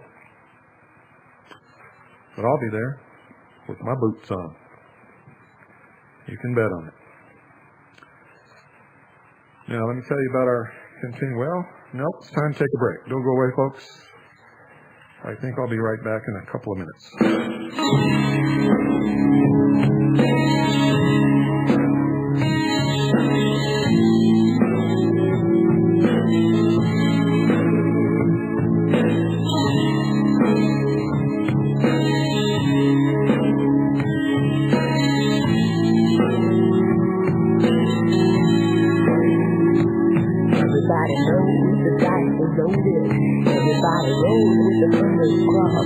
Everybody knows that the war is over. Everybody knows that the good guys lost. Everybody knows the fight is fixed. The poor stay poor and the rich get rich. That's how it goes. Everybody knows.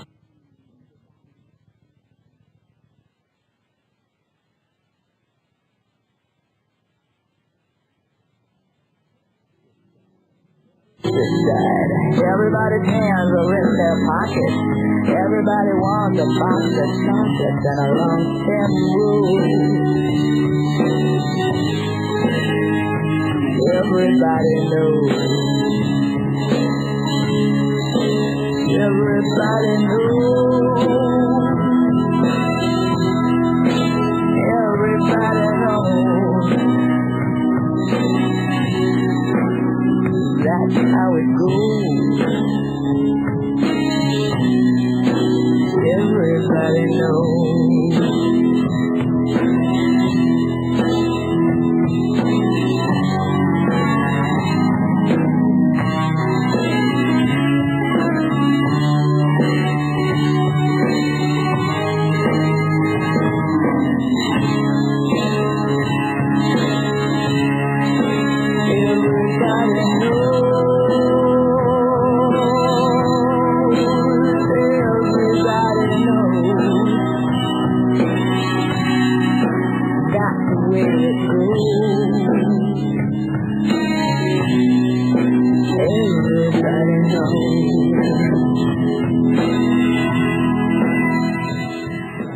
Everybody knows. And even if they don't know exactly what it is that they know that something's wrong in their gut. Have you been watching the market lately, folks? It's beginning to show levels that are not conducive to the goodwill of the market.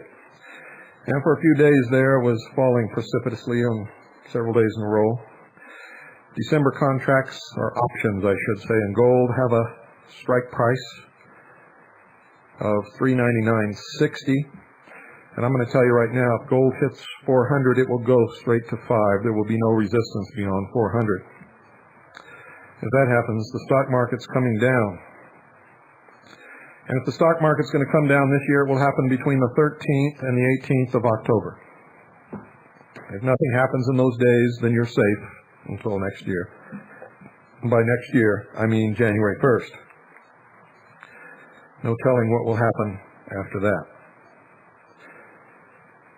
So, act accordingly, and remember that we're sponsored by Swiss America Trading, who specialize in non-confiscatable, non-reportable hard assets. And these are things that you need, but don't get too caught up in this non-reportable, non-confiscatable, because remember that they can change that by presidential decree at any second. If they want to, they can make the ownership of cotton illegal. They can make the ownership of anything illegal. They can outlaw toilets tonight at midnight if they want to. So don't get too caught up in that. But remember this. Gold and silver and other precious metals in their various forms are the only things in the history of the world that keep their value. They're the only things that have the same value now as they did 200 years ago and 1,000 years ago, and will have 1,000 years from now. Don't forget that. When I tell you you need these things in your portfolio to protect your assets, it's simply because of that. I'm not promising you the moon. I'm not telling you you're going to make any profit. And in these times, you should be looking to protect yourself, not make profit anyway. Those people who are greedy will lose their butts in the process. I can assure you that that's true. Smart people will look for protection, not profit right now. If you can make some profit, that's fine. But don't make that your primary goal. If you're a greedy person, if you think material possessions and money is the key to the future right this moment, and if everything that you're doing is to amass some great fortune, then I hate to tell you this, you're going to get hurt really bad. In fact, you'll probably lose your mind when all of the things that are going to happen actually happen. Don't get too caught up in material possessions. Look for friends. Look for the security and the warmth of your loved ones. Look for how to preserve those things. Look for how you can prevent the destruction of our liberties and the enslavement of those you care about, and of course yourself. And no matter where you live, if you think it's too cold to go out and live in the woods in the winter, you've already lost the war. Already lost it. If you don't understand what I'm talking about, then I can't talk to you. So, no sense in even trying. So call Swiss America Trading right now, 1-800-289-2646, 1-800-289-2646. Talk to those good, wonderful people there about how they can help you protect your assets against what's sure to come. And do it now, folks. You know how you like to procrastinate. You know, I got a little postcard from a lady. Of all the subjects we cover on this radio program, and all the weighty, meaty material that could be talked about that's happening in the world today, she said this: some people avoid using certain words because they don't know how to pronounce them. You use words that you don't know how to pronounce, therefore insulting our intelligence. And then she signed her name. Is that incredible or what? All I care about is whether you understand me or not. And sometimes I do mispronounce words, and I wish I could pronounce every single word that I ever say absolutely 100% correct. But you see, I'm not all caught up in that. I'm not going to worry about it. It doesn't bother me. If it bothers you, turn off your radio. That's all I got to say about it.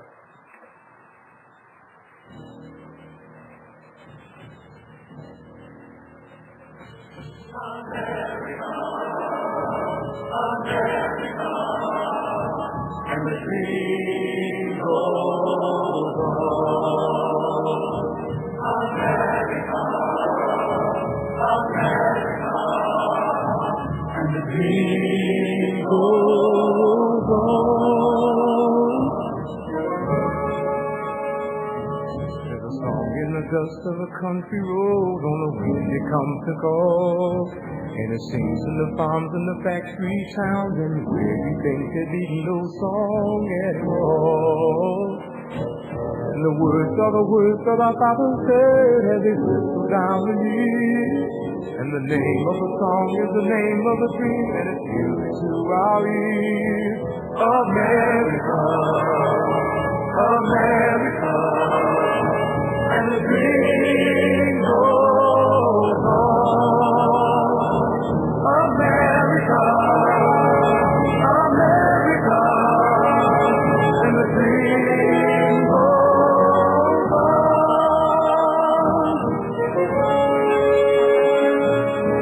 Words that we read on the courthouse walls are the words that make us free. And the more we remember the way we began, the closer we get to the best we can be. Was there ever a time we forgot His word, saw the struggles and the scars?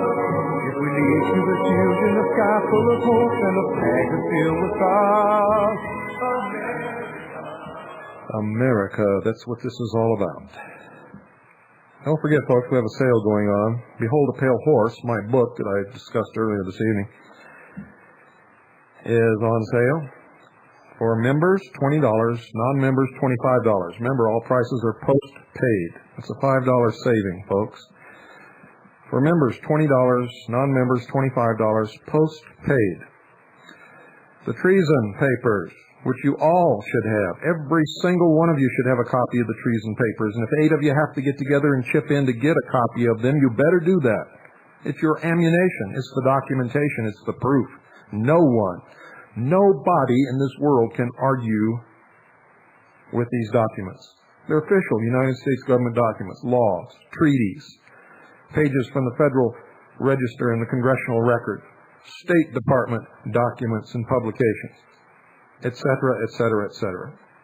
It is the proof, 628 pages, ladies and gentlemen, cannot be refuted by anyone.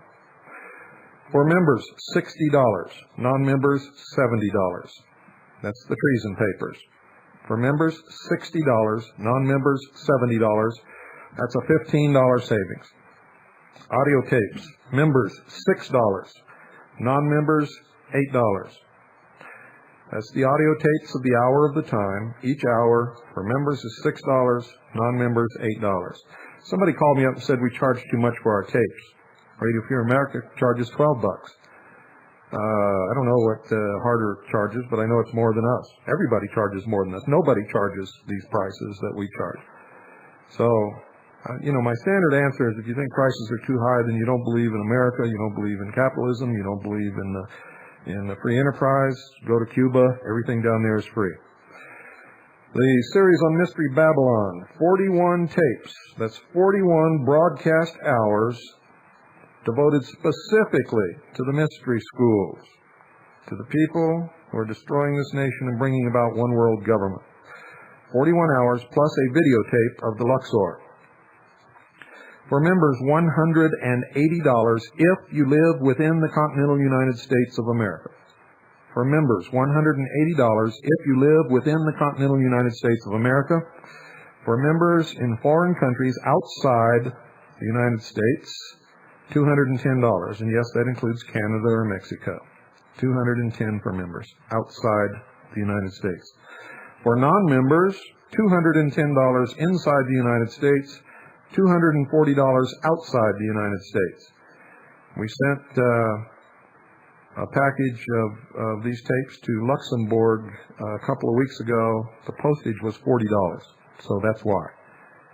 Postage is actually more than what we've tacked on above the member and non-member price. So you're still getting a deal, folks.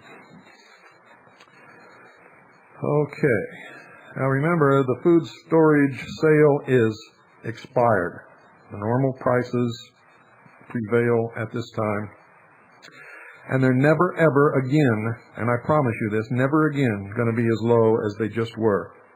You see, to get you people to buy the food storage that you should have been buying all along, I had to take money out of the pockets of my family.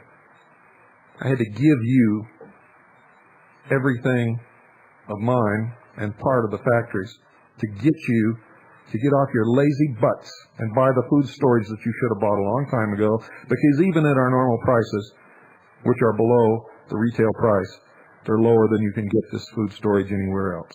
But I am glad that a lot of you took advantage of it, even though it makes me angry that I have to rob from my family to get you to do it.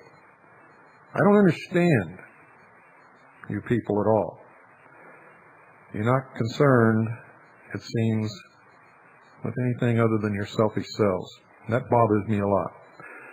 Because we're never going to make the world a better place to live, nor are we going to regain our liberties, nor have a free country here if all you're thinking about is the same thing that all those in power are thinking about, is how to enrich themselves at the expense of everybody else. Bet you don't get it, do you? Tough. I think, folks, that you ought to be thinking about joining the Constitution Party. I think it's important for all of you. And I'll tell you why. The Constitution Party is the only constitution whose platform is based upon, or I should say the Constitution Party is the only party, the only political party whose platform is based upon the Constitution, the principles and ideals upon which this country was founded and built and became great. The greatest nation in the world. Simply because of the Constitution, the principles and ideals upon which this country was founded. We're the only party. Read the platform of any other party. They have nothing to do with the Constitution. Nothing whatsoever. It's as if they never read it. But we, the founders of the Constitution Party, hold that our federal government has consistently violated the Constitution of the United States and continues to do so. Our founding fathers, ladies and gentlemen, designed the United States government to serve us, the people. It was not designed so that we, the people, would serve government. And we no longer wish to see Americans dependent upon or enslaved by government. See, generations of Republican and Democratic administrations have made it abundantly clear that they are absolutely incapable of managing the nation's affairs competently, justly, or legally. The Constitution Party is dedicated to ensuring the unalienable, that's right, not inalienable like you all going around parroting. And if you don't believe me, read the precedent for this word. It's called the Declaration of Independence, where it's used. Unalienable right of every American to life, liberty, and property in the pursuit of happiness by defending the Constitution of the United States and making certain that it stays the law of the land. You see, without the right to property, there can be no right to life, liberty, and the pursuit of happiness. You'll find that everything is connected to your right to own property. And if you don't believe that, go back and read the writings of our founding fathers. You'll see that they explicitly stated that as one of the greatest principles upon which this nation was based.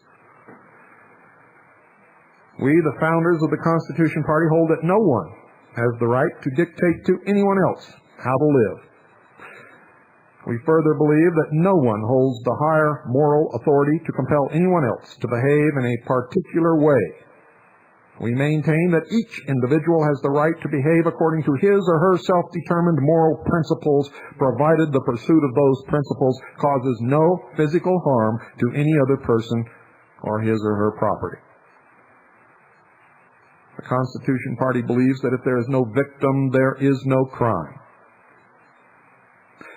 You see, one of the things that you don't understand is when this nation was founded, there was no such thing as all these statutes and civil rights and all this other kind of crap. None at all. There were no civil courts. They were all criminal courts. And if you had not committed a crime, you never found yourself in court. Period. And for the court to have jurisdiction, you had to harm someone's person, someone's property, make a plea, make a motion, or hire a lawyer. That's why so far I'm winning in Phoenix. I haven't done any of those things. Didn't hurt anybody's person. Didn't hurt anybody's property. I haven't made a plea. I haven't made a motion. And I haven't hired a lawyer. And boy, they're steaming down there. You should have seen the prosecutor at the end of the session last Wednesday in court. It was heartening. It was funny. It's also quite tragic that our courts have reached that state where instead of pursuing justice, they look for any way that they can to convict anybody that they can get their hands on for anything that they can convict them with. So we believe in the Constitution, which means that if there's no victim, there's no crime. We believe that no entity, including a majority of voters or citizens, may take away or violate the rights of any individual, no matter who or what they are. Accordingly, the Constitutional Party calls for a reordering of national priorities. When we come to power, and we will if we have that much time, we aim to restore the right of all 50 states to be free from federal interference so they can self-govern, and for every individual American to be a sovereign citizen as they were intended to be all along. It will require education of everybody in this country of what they weren't taught about this government that they should have been taught from the time that they were children by their parents. You see, this isn't anybody else's fault but ours. And a large percentage of the blame falls squarely upon all of the parents who fail to teach their children the principles and ideals and the real law of this country. Our goal, folks, is to create a truly free country where people will learn to be responsible for their own welfare. And they'll be responsible for their actions, too, I guarantee you. Upon achieving this goal, productivity will flower, causing business to prosper, thereby creating an atmosphere of abundance, tolerance, and compassion. Criminals will be punished. They will not go through a revolving door. They will go to jail, directly to jail. They will not pass go. They will not collect $200, and they will stay there. The Constitution Party believes that we are at the beginning of a movement, a grassroots movement toward individual freedoms as our forefathers planned. And all it requires is that people be awakened to the truth of the matter that's been withheld from them all this time. You see, once people learn, it's amazing. It's amazing.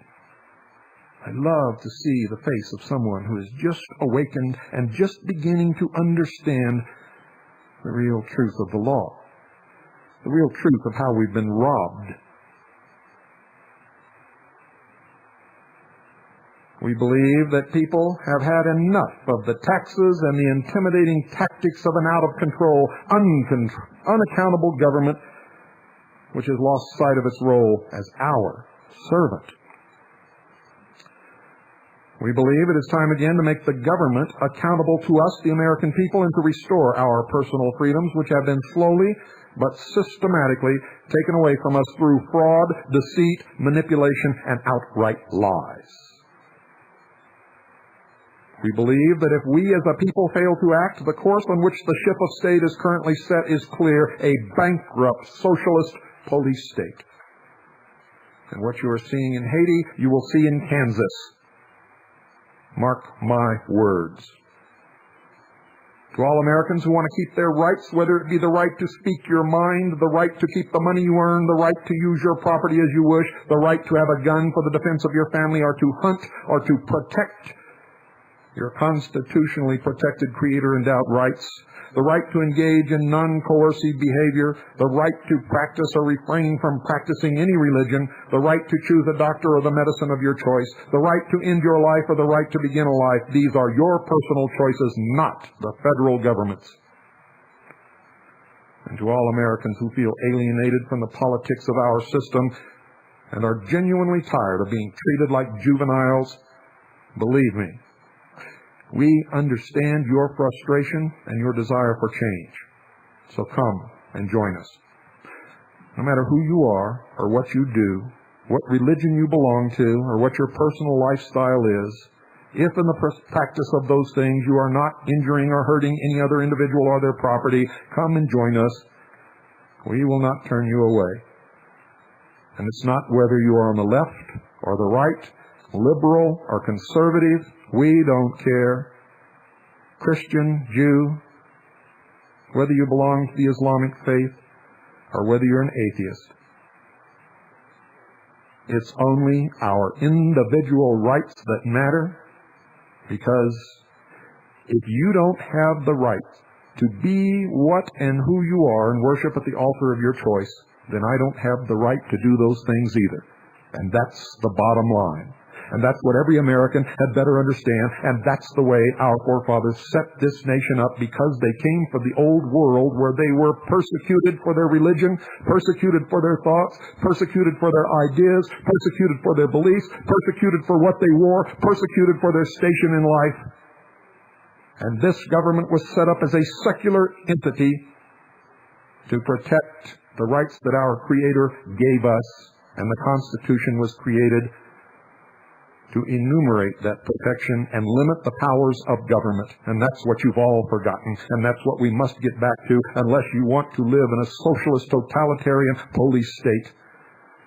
And yes, folks, in the United States of America, for all intents and purposes, it's already here.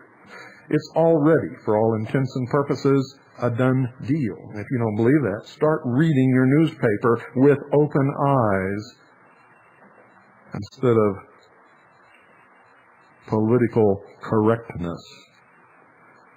Does the government fear us, or do we fear the government? When the people fear the government, tyranny has found victory. The federal government is our servant, not our master. And folks, I didn't make that up. Thomas Jefferson said that over 200 years ago. He also said this, and I quote, "A wise and frugal government which shall restrain men from injuring one another shall leave them otherwise free to regulate their own pursuits," end quote. Join the Constitution Party. It's our only last-ditch hope. Put your whole heart and soul into it, and let's go all the way to the White House. Let's do this, ladies and gentlemen, and let's do it now. Phone 1-800-932-9888.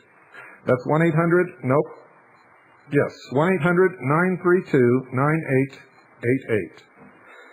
Once again, 1-800-932-9888. Or you can write the Constitution Party and ask for information, and they'll send you a packet right out. That's the Constitution Party, Post Office Box 3305. That's P.O. Box 3305.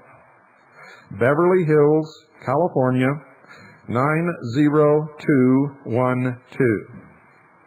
That's the Constitution Party, P.O. Box 3305, Beverly Hills, California, 90212. Good night, ladies and gentlemen. God bless you, and God save the Republic.